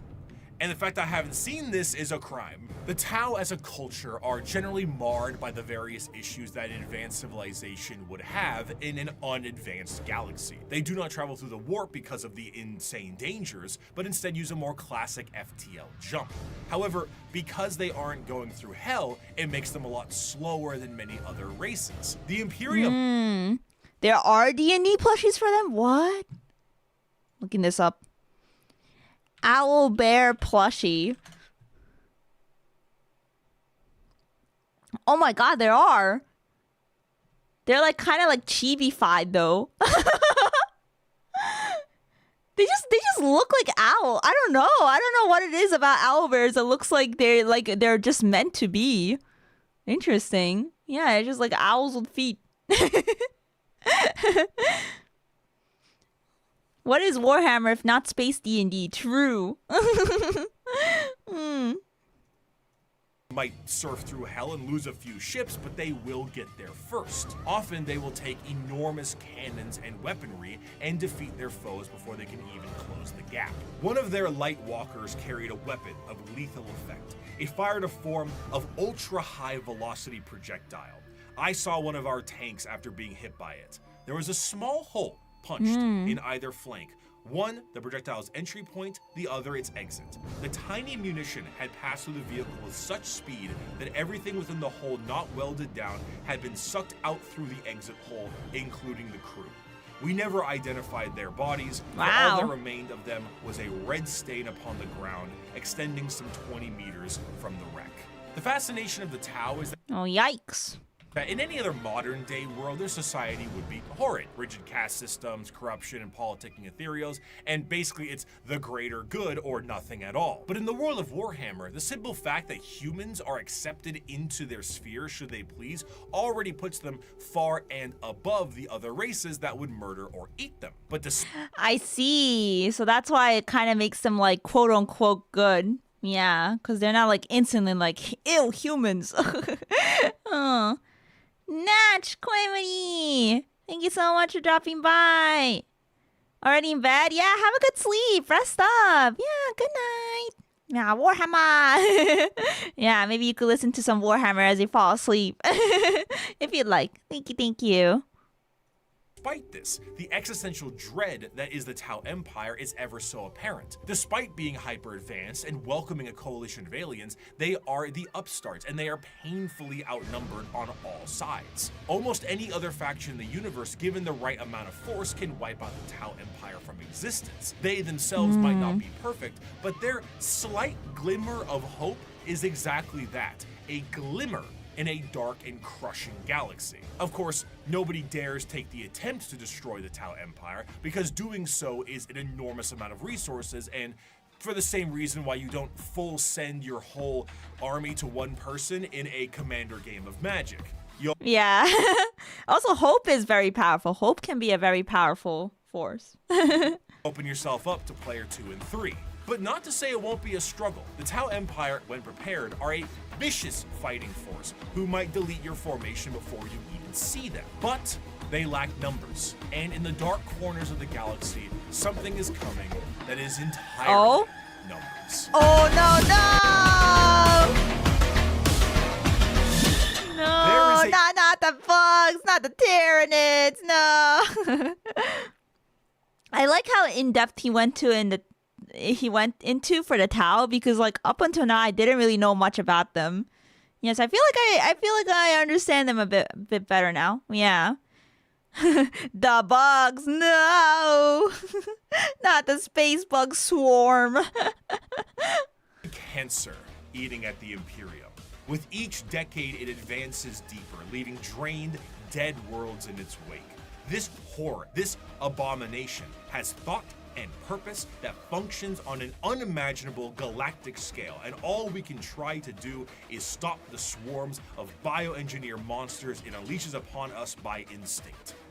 We have given the horror a name to salve our fears. We call it the Tyranid race. But if it is aware of us at all, it must only know us as prey. The conflicts of No space bug supremacy. Don't send those emojis. I'm deleting that now. Get deleted. Ew, gross. I thought you loved bugs, Jake. They're so gross. What science fiction setting is complete without giant bugs? See, this is what truly makes the Warhammer universe, like, it's not even all the other horrors that make it, you know, like make me go like, wow, this sucks. It's the freaking gigantic bugs. Murray's favorite faction. Good thing they aren't bugmen. Bring back the bugmen. Look at that guy. He's friend-shaped. No, I would not want to die to this guy. Warhammer 40k are chaotic enough with the sheer volume of violence that exists in the confines of the Milky Way. However, there is a threat to the galaxy that extends beyond our known galaxy that is creeping ever closer and cannot be negotiated with. What drew them to the galaxy is unclear. It may have been the light of the Astronomicon itself, like a moth to a flame. It could have been a Xenos device detonated in the Horus Heresy. It could have been that they were done eating the Andromeda galaxy and they have come to take ours, or they might be running from something far, far worse. Regardless of the why, the where, when it came to the first official contact with these creatures, was the planet of Tyran. This is the site where the Imperium Dude, this is like nightmare fuel. I'm gonna have nightmares about these things. encountered a fleet of these creatures before being utterly torn to shreds. Thus, these creatures became known as the Tyranids. There is plenty of evidence that the Tyranids have been lurking in our galaxy for years beforehand, but this was the first true instance of their presence being fully known. Unlike other creatures in the realm of 40k that can be talked to, captured, or negotiated with, the Tyranids are unable to be reasoned with. They are, at their core, animals, but not the— Yeah, they just want to eat. They want to eat everything. Yeah, they're hungry. the fun kind of animals. They are the xenomorphs of 40k, and boy are they hungry. They are Xenomorphs! I guess they do got that aesthetic, yeah. Are instinctively hardwired to either kill or be killed, and they are an unrelenting force due to this. However, just because they don't talk outwardly doesn't mean they don't communicate with one another. Oh. The true horror of the Tyranids is found in their driving force, the hive mind. 3, 2, 1. Hot in here by Nelly. That's what I guessed.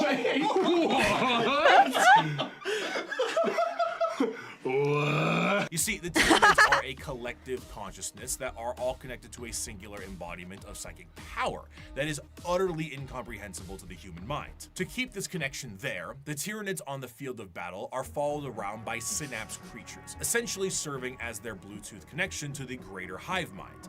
This allows them to send and receive information about the battle they're in, and it also allows them to adapt to certain situations based off of the information gained, depending on. Yakama after 4.5 years of no food. You guys hive mind link and it's like we must eat everything. The enemy, the swarm might be able to develop a new weapon or new tactics so they can get the upper hand. When the synapse connection is cut, they are unable to essentially form a New save donation state from and Sliver. are stranded. Oh, Maury my DOD, gosh. you know Magic the Gathering came out with 4 Warhammer 40k commander decks? I heard. Sliver, thank you so much for the coffee donation. Thank you. Yeah, Magic the Gathering has Warhammer in it apparently. Yeah, they got Miku, they got Warhammer. What else they got? That's like, whoa. Yeah. I haven't looked into the sets, but like, or the decks, like what do they have in it? Like what Warhammer 40k factions? Oh yeah, they got Final Fantasy. Yeah. Crazy. Still can't believe they have Miku, yeah. Horus has a card. Okay, but we got the Baldi. Okay, Baldi, check. Imperium, Necrons, Chaos, and Nids. Oh, Abaddon. Okay. I see. Yeah. Thank you again for the donation. Thank you. It's very kind of you. Yeah, OMG Migu. Wow, Migu, hi. Hi, Migu. The sheer power of the hive mind presence pours from each Tyranid in such a manner that it causes a distortion in the warp itself. A hive fleet's arrival can cause a dark shadow the size of several light years, coined the shadow in the warp. We lost Bricky to Magic now? Wait, is Bricky gonna be playing it? Wait, so it came out recently, right? Yeah, is he gonna be playing Magic the Gathering now because of it? Shadow prevents any usage of the warp, or at least makes it exceptionally difficult. Communications shut down due to astropaths being unable to talk. Ships cannot freely enter the warp, and even creatures with a warp sensitivity feel an immense dread due to it. It causes Wait, it's from a couple years ago? Oh, so it's not super recent. Okay. That's what you guys meant by recent. Also, Nova, thank you so much for the raid. Hello, welcome in, Raiders. Nova, I hope you had a good stream. Welcome. Nova's my gen mate from Glitchers Dreamers. And if you guys don't know me, I'm Emuri, the Calamy housewife from Glitchers Dreamers. Hello. I play the violin. I like to play visual novels. And I like building model kits. Yeah. Hello. Yeah, the Magic the Gathering decks were before Votanor thing. Yeah, that's crazy. Yeah, right now we're finishing up Ricky's every single Warhammer 40k faction we explained part 2 video. We watched part 1 like a month ago when it came out. So part 2 recently came out. Like by recently, I mean like 3 days ago recent. So yeah, we're watching the video together. And right now he's covering the faction on Tyranids. I probably like the Tyranids the least just because I don't like their whole like buggy aesthetic. Yeah, the buggy alien xenomorph aesthetic. Right, everyone be sure to check out Nova. She rated over on Twitch, but she also does stream to YouTube. She multi-streams just like I do. So yeah, thank you again. Hope you get some rest, Nova. Thank you. everything just kind of sit dead like at a buffet counter waiting for the afternoon meal rush. The Tyranids meander through the galaxy in these gigantic hive fleets that are fueled by bioships, and these ships contain birthing pools for Tyranid armies and more ships. Everything about the Tyranids is organic, and to fuel this war machine, the Tyranids consume any and all biomass they come across and absorb it into their respective hive. From the ground to literally the air, the Tyranids strip the planet to a lifeless and uninhabitable hulk. As they're so large too. Freaky. This is definitely showing up in my nightmares. Nova, have a good eve. Yeah, it is getting late. I hope you rest up. Thank you. Arigato. Pew Pew, thanks for sending your link. Yeah, thank you. As a means to curb the advancement of the Tyranids, the Imperium has been known to preemptively exterminatus worlds in the path of a hive fleet so that they have less biomass to consume in an attempt to starve them. The Halo method, literally scorched earth tactics by taking everything out of the freezer and lighting it on fire. Outside of the obvious threat and adaptive and unreasonable enemy posed on the field of battle, the most dangerous aspect of the Tyranids comes in the form of their general unpredictability. The Tyranids are external to the Milky Way galaxy itself, and it's unknown where they truly hail from. However, there are... Yeah, where did they come from? I mean, I guess bugs, they just kind of always exist, you know? And then, like, we're even like in our world, we're like, where did these bugs come from?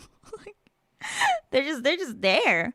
Just wait until Moody discovers the cursed Tyranid human hybrids. The what? I don't even want to know. Yeah, they came from outside the galaxy, unknown where. How mysterious. HUC, have a good sleep. Good night. Oyasumi. Good night. Good night. That's coming up next. Oh boy. Oh boy. Arrival in the Milky Way is seemingly random and in 3D space, implying quite heavily that Tyranids have the galaxy surrounded in some kind of way. Due to this, you will sometimes see instances of species engaged in a separate conflict, both agree to a temporary truce in order to take out a Tyranid threat. Because regardless of the stakes at hand, the existence of the Tyranids marks the heat death of the galaxy itself. And all the factions can ultimately agree that the Tyranids themselves act as the biggest threat to all of them. The Tyranid race is truly an unknowable horde and pulls from that horror of the unknown. They, as a faction, are not ones with a large amount of general lore because their entire race is told from the point of view of those being eaten by them. Yeah, that's interesting because the Tyranids don't really we don't really see their POV because they're just kind of like hungry bugs. Good night, chat. Don't let the Tyranids bite. Oh my gosh, I love that. Don't let the Tyranids bite. Good night.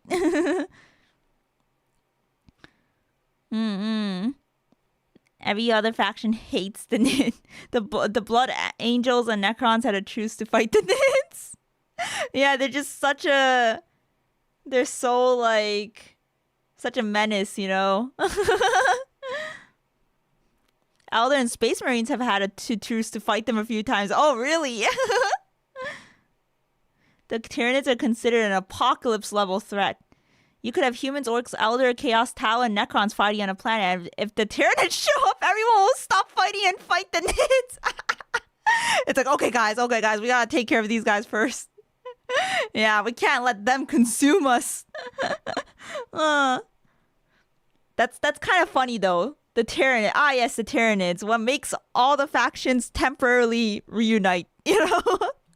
Tyranids are called that due to the planet Tyran they destroyed, as we mentioned earlier, and their names are often phrases given to them by their victims. The Swarm Lord, Old One-Eye, the Death Leaper, Von Ryan's Leapers, and so on. Despite the inability to even perceive the vast psychic hive mind of the Tyranids, they are fiercely intelligent. Special point. Oh no, they're intelligent too. Oh no.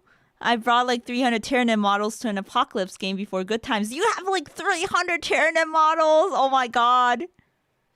I'm too scared to have Tyranid models. I think they'd scare me, you know, since I'm already like getting eked out by them. Nid's turning Warhammer into Peace Hammer. Poisons and items designed to counter them are adapted in a matter of hours. If you bring light infantry, they create heavy monsters. If you brought weapon emplacements, they spawn little creatures to scour your vents and sewers. Many of you enjoyed the Servitor excerpt from part 1, and so bear with me as I provide you another very long account of a planetary governor whose planet is in the final death throes of the Tyranid menace. This starts about halfway through. It has been many weeks since a handful of us escaped the sinking of the Sea Fort Divine Anchor via airlift. We have escaped in this manner because the Tyranids had overwhelmed so much of our world, they no longer appeared to need to continue spawning beasts for aerial supremacy. This music is so peaceful. I shall never forget what I saw from my craft's portholes. Alien biostructures dominated Huto's surface. Gigantic, lumpen barnacles pumped out clouds of matter to further poison the planet alongside pulsating, brain-like nodes that resembled lethal fungi. Immense capillary towers stretched high into the poisoned sky. The glistening chitin coating their flanks crawled over by chains of lesser beasts fulfilling some sick alien purpose I cannot know. Digestion pools spread for miles, replacing our once great lakes with reservoirs of bubbling biomatter. Tides of Oh, that's gross. Sunny as Nid, she could send you some. I don't want them. I know what to send you next. No, I don't want them. I'll send it back. creatures bloated with consumed flesh vomited their guts into the pools or threw themselves entirely into the billowous liquid. Amidst the seas of feeder beasts consuming all in their path, we would every so often see an explosion or a burst of fire. Were these heroic final stands by other survivors, or merely abandoned ordnance detonating at random? I will never know. I cannot rejoice in the deaths they inflicted. The biomatter of the dead Xenos was surely recycled by the Xenos regardless in no time at all. Our aircraft ran out of fuel a week ago. Now I stand in the snow, not far from the peak of Mont Saint Hila.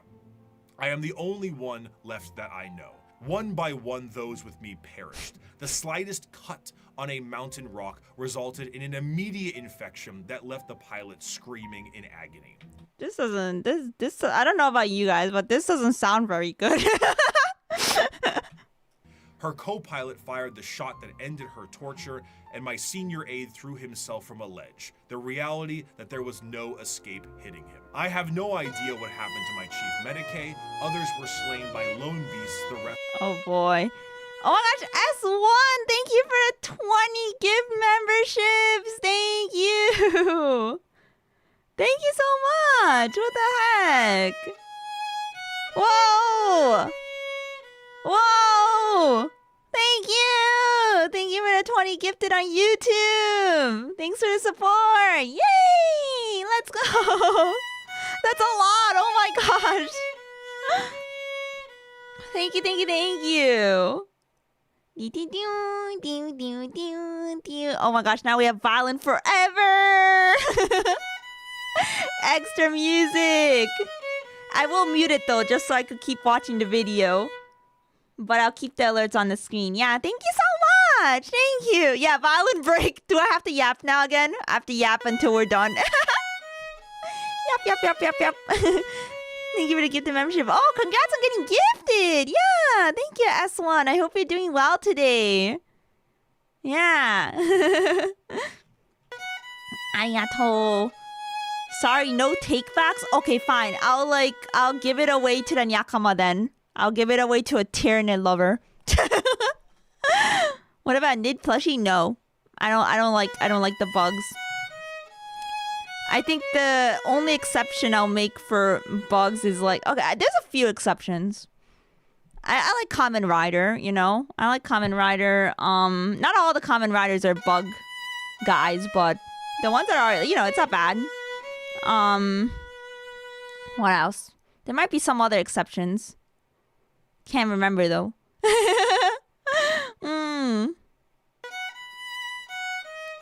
S1, thank you. What? Another 10? Another 10. Thank you so much. Thank you. Oh, Rico got one too. Rico, my beloved. Thank you. What the heck? Whoa, 30 gifted. Huh? Why are you spoiling me? What? Thank you. Nyakama giveaway. I like this idea. Yeah, well, we love giveaways. I mean, I'm sure Nyakama would love giveaways. Who doesn't love giveaways? Look up the Haru Specs model. Okay, Haru Specs. Wait, the alerts are never gonna end now. Ew! What the heck is this? What the? Oh, no. Ew. Yeah. That is horrific. Horrific. Yeah, I need a break from the nids. I will accept any unwanted tyranny. Yeah, Rico. The alerts will continue until morale improves. I'm just here hating on tyrannids. Oh yeah, Moody, did you crack your free gift subs yet this month? Oh, I'm saving them. I'm saving them for the anniversary, not anniversary, the 20K celebration stream. But you can remind me if I forget, because I might forget. But yes, I do have 10 for the month that I have not gifted yet. Yeah. It has a magic card, really? Yeah, thank you. I shall mute it now, but thank you so much. Alright, does this do it? Okay, I'm gonna have to remember to turn it back on. Okay, guys, is it muted now?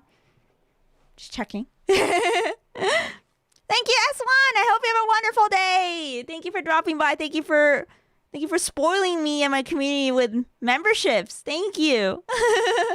Yippee! Okay, it's muted. Cool. Alright. Let me go back a bit and we shall listen to more of this horrific quote. I have no idea what happened to my chief Medicae. Others were slain by lone beasts the rest of us were unable to kill or drive away. A justly deserved end will soon be mine. I have failed on every possible level.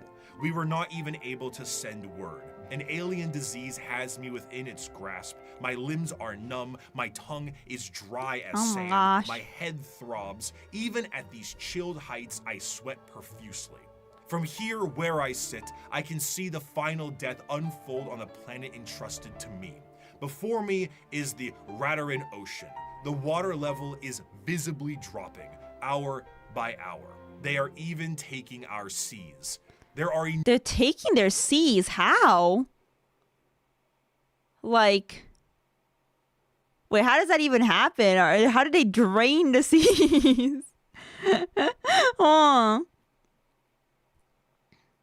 What? The big suck? Wait, so they're just swallowing the seas? They're drinking them? They're like Kirby style? Like fleshy straws? They drink them from space? Oh! What the? Oh, that's freaky. When the Tyranids invade a planet, they take all resources to include soil, water, and atmosphere. Oh my gosh. They numb at a molecular level. Yeesh. It really is the great suck. Oh, they're vacuuming it all in. Enormous beasts with great, slowly flapping wings and immense open maws moving through the sky. I may be at high altitude, but the air is thinner here than it should be.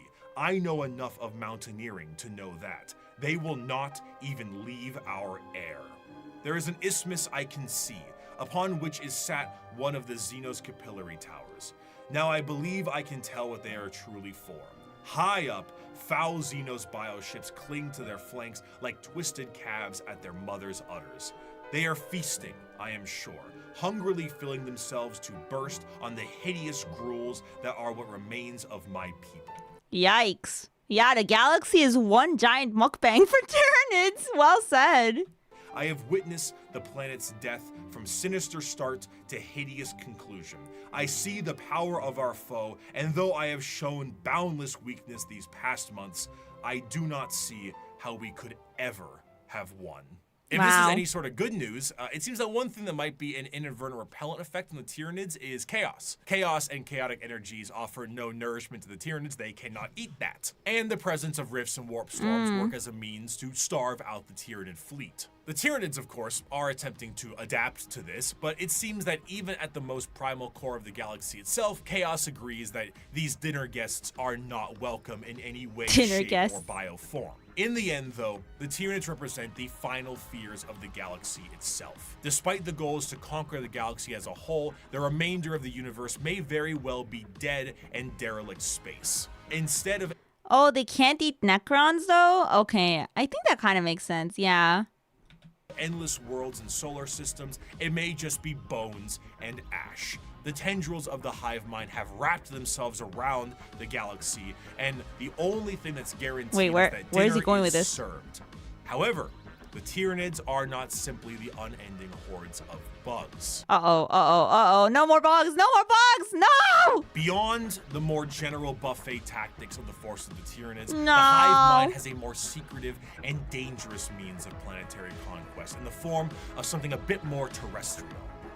General upheaval and revolution. However, though the idea of a societal revolt for the good of the populace is an admirable thing, these leaders have the nefarious intent of the hive mind itself. These are the downtrodden and the oppressed, the revolutionaries to a better cause, the heralds of the Star Children. These are the... Oh, the Gene Stealer cults, oh boy. In the sunless body of our hive, the flock of the faithful grows. We are guided by our great Father's sacred vision, protected by his loving hands. Within these holy shadows we dwell, while the impure bathe in spire-topped starlight.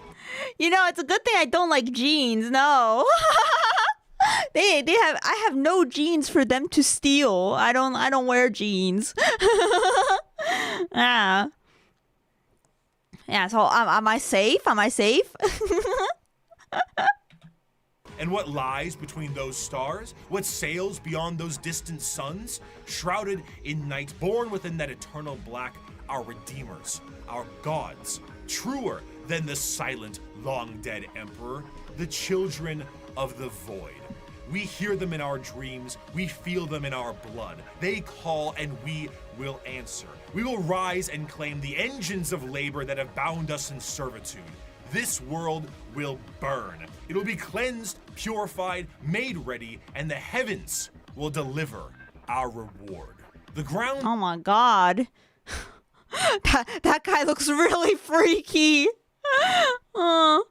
That's fine. They just want to impregnate you. What?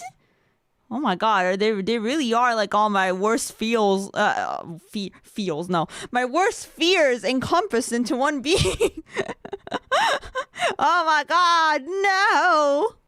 Zero of a Gene Stealer cult comes in the form of the Gene Stealer itself.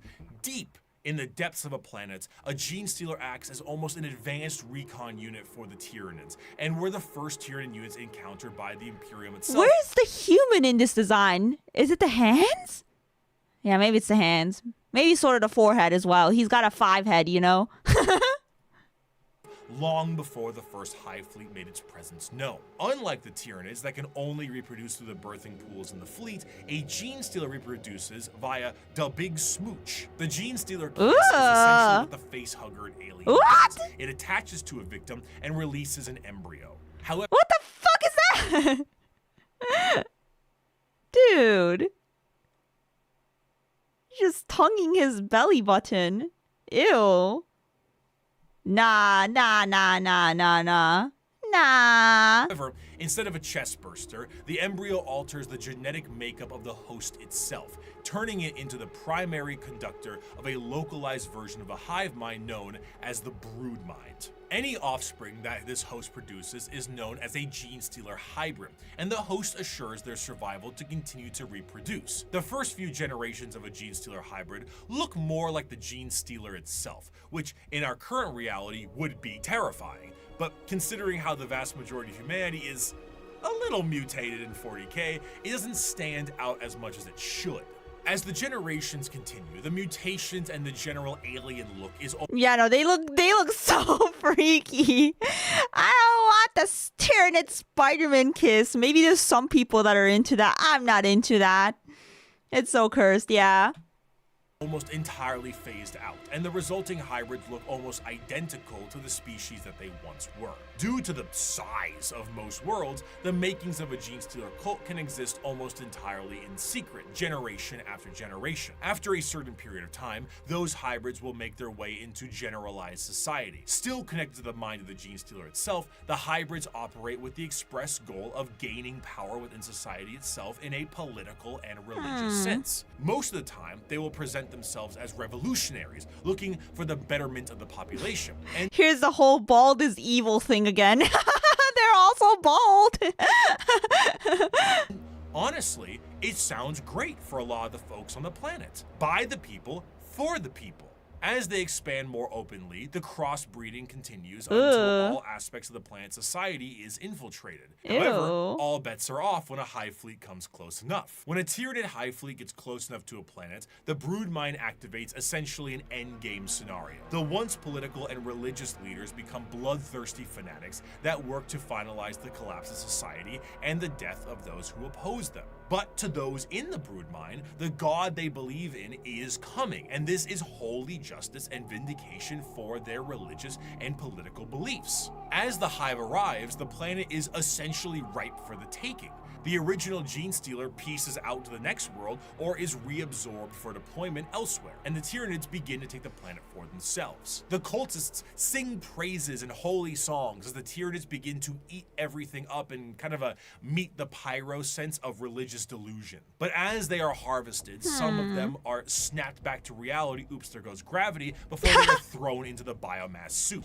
For a fleeting second, they see that this was all a ruse to consume the world and that their false gods were a bunch of hungry bugs. The cultists essentially put the checkerboard dining cloth on the table for them and invited them for a feast. Due to the constant redeployment of gene stealers, there are known cults that pop up across the Imperium itself. Some of the more well-known ones are the cult of the Bladed Cog or the Rusted Claw, but there are hundreds, if not thousands, of different cults that keep popping up all over the galaxy as the gene stealers spread. And How new are these guys? How new are the gene stealers? Because I don't remember them being in the first video unless he like kind of briefly brushed up on them and like, you know, just was like, okay, moving on, you know, because like I don't remember.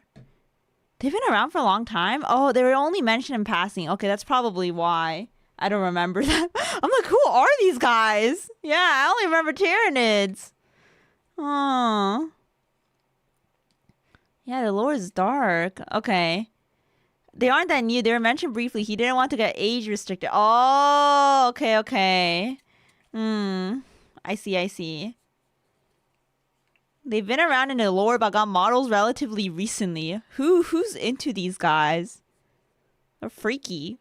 Look up old Tyranid models. They're funny looking. Oh, I bet. Oh.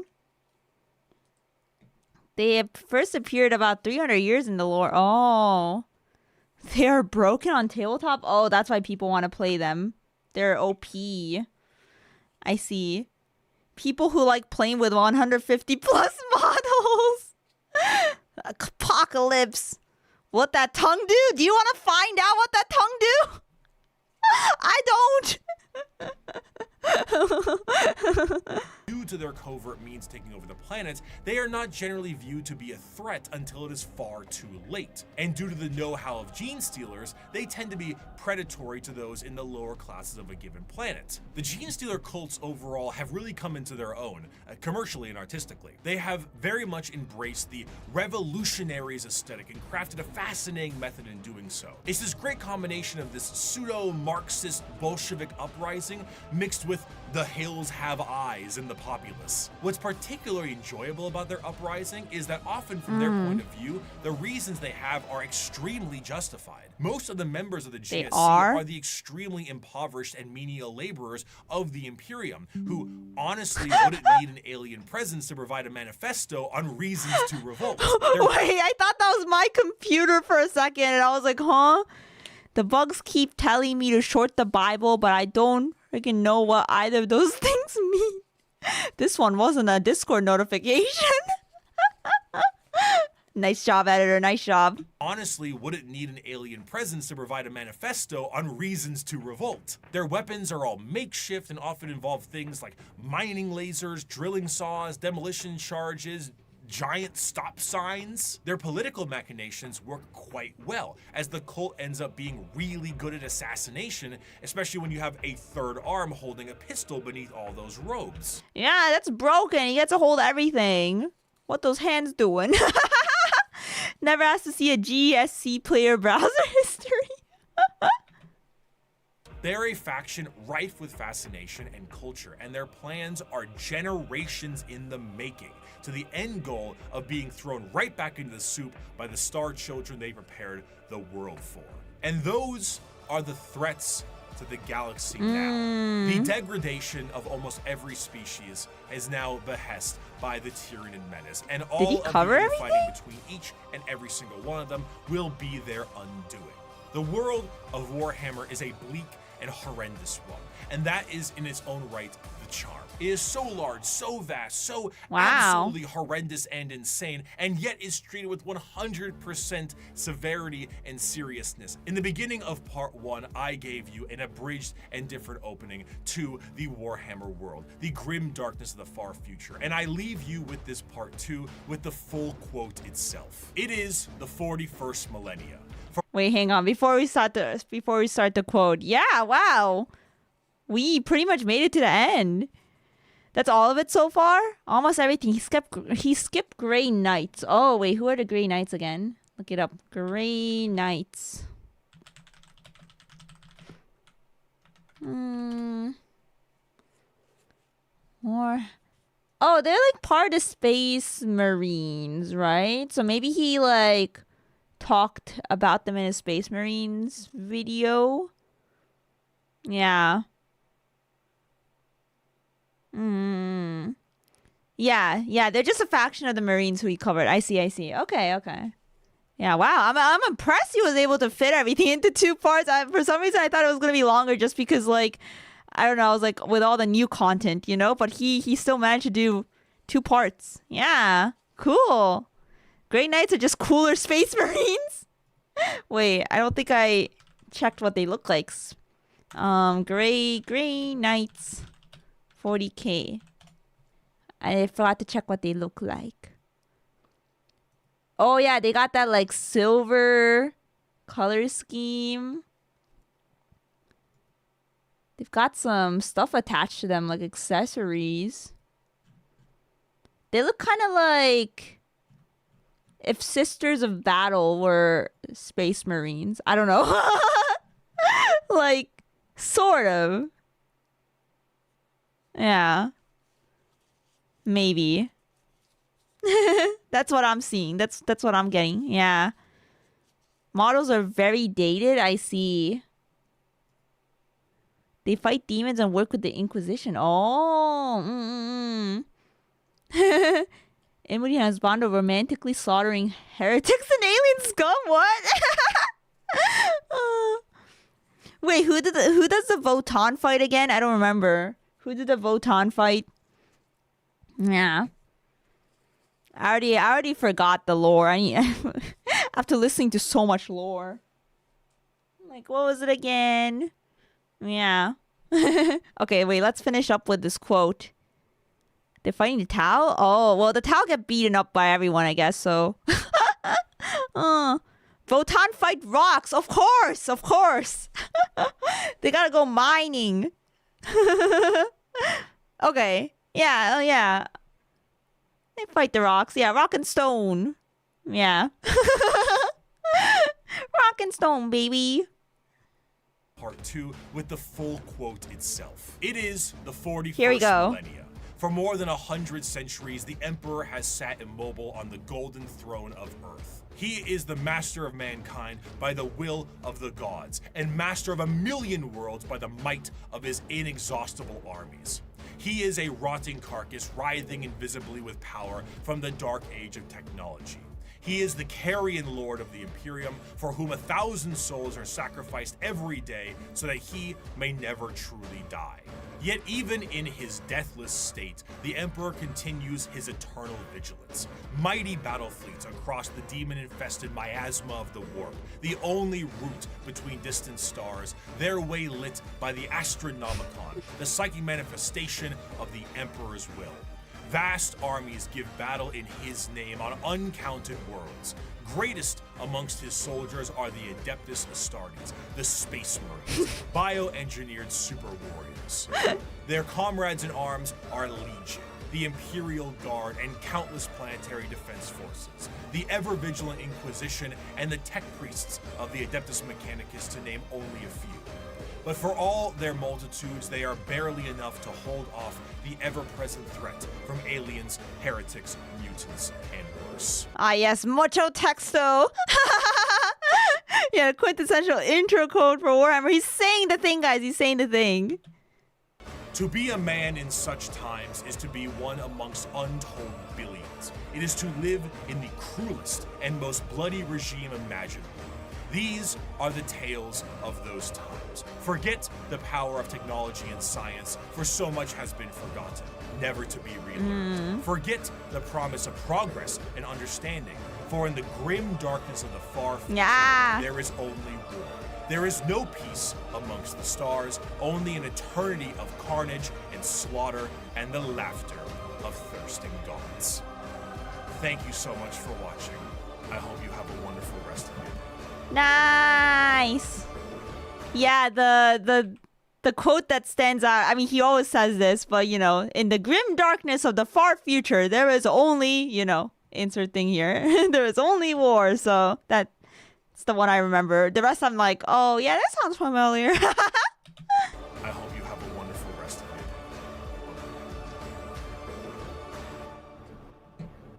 your day. Yay! We finished it! Thank you, Bricky. Good job. Thank you for the video. Yeah. Yeah, the laughter of thirsting gods is a good line too. The gods are thirsty. All right. We finished it. Thank you everyone for sticking around for a long stream. Thank you. Yippee. Yeah, what were you guys' thoughts on this video? I think it was pretty good. I think part one went hard, part two was pretty well done as well.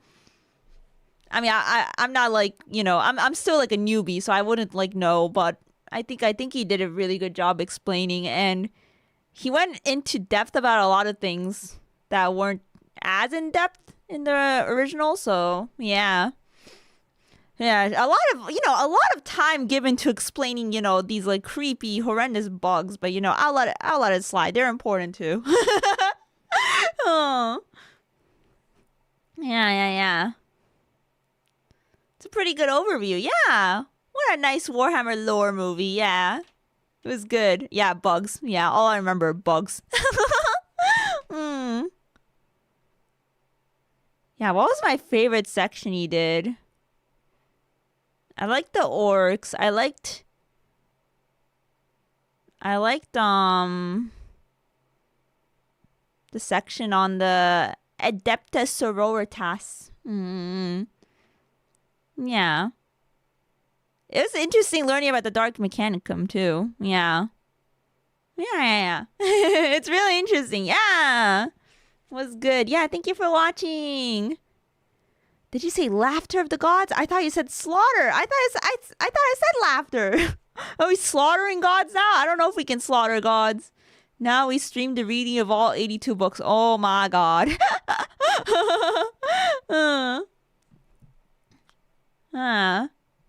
It's laughter. I so badly want an orc army. It seems like it would be hilarious chaos on the tabletop. Yeah, I think orcs sound fun to play. Yeah. That's true. You can't spell slaughter without laughter. That is true. As freaky as it is. Yeah. It's not like all of us know every piece of lore at this point. True. Just find a faction you like and learn about them. I don't know shit about Elder. Yeah.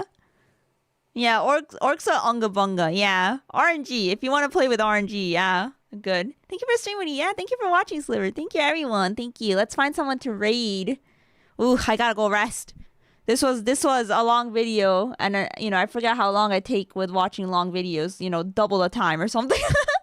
So thank you, everyone, for being patient and watching me watch a video today. Thanks for joining me. Let's see who is live. You guys on? Okay. Let me check. Yeah, I have to go rest. I have a meet and greet in the morning for Dokomi. To those of you guys coming to Dokomi, I'll see you. You're probably not awake though if you're going to Dokomi, because it's probably really, it's like I don't know, graveyard hours, or maybe it's like early morning now. Maybe you are awake. Maybe people will wake you up now. I don't know, but yeah, I'll see you at Dokomi. And my next stream will be on Saturday. I'll be as long as I feel well, I'll be celebrating 20K subs on YouTube. Yay! Yippee! I'm excited. I haven't prepared anything for karaoke though.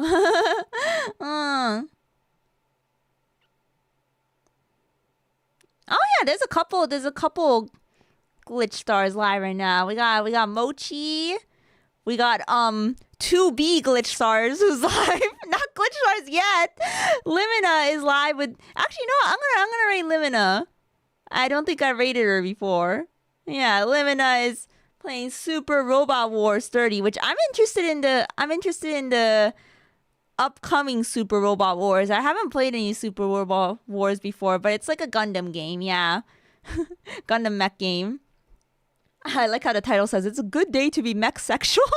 Dude, Limina and we have like the same exact taste on like things. It's crazy. Like we've been talking about how like, I don't know, we're like twins or something. We're twins. We like the same things. But yeah, Limina is not part of Glitch Stars yet, but she will be joining us later on in the year, or like, I don't know when, but she'll be joining us later. Still prepping. Yeah. To be kohai. So yeah, I'll raid over to her on YouTube. Oh, it's 7 a.m. Oh yeah, WeJ Fun, you're going to Dokomi. Yeah, good morning to you. Enjoy your breakfast. Yeah, have fun at Dokomi. Maybe see you later. See you later at the meet and greet. Yeah. I hope the app updated the times. If they didn't, be sure to just refer to the time I announced. Yeah, because I remember it was wrong at first. But yeah, Sunny goes before me and then I go for the meet and greet. Actually, oh yeah, I forgot. Rate command. Oh yeah, Pew Pew already sent it. Thank you, Pew Pew. You're the best. Thank you so much. Okay, and on Twitch. Yeah, get some rest, everyone. If it's late for you, or if it's morning, good morning. Have a good rest of your day. Wait, Mochi's playing Alien Isolation? Are you serious? Is she gonna be okay? Okay, we'll rate Mochi on Twitch. But Miwa is also live. She's playing Warframe. Yeah, we've got a couple glitch stars live. Feel free to check her out as well. I think Mochi's doing her subathon right now too. So if you'd like to support that, it would be much appreciated. Raid VTuber Mochi. Alright. Dude, Mochi's just built different. Yeah, what do you mean she's playing Alien Isolation? I could never. And it's, it's funny because we were just like kind of like looking at freaky aliens today. Alright, I'll raid over to Mochi on Twitch. Thank you, everyone! Emuri dayon. Yeah, which is right here. It says Elden Ring here though, but this is from a few hours ago, so she might be playing Alien Isolation now, yeah. Alright, bye-bye. Emuri dayon. See you next stream. Bye. Take care, everyone. Thanks for all the support today. I appreciate it. Bye. またね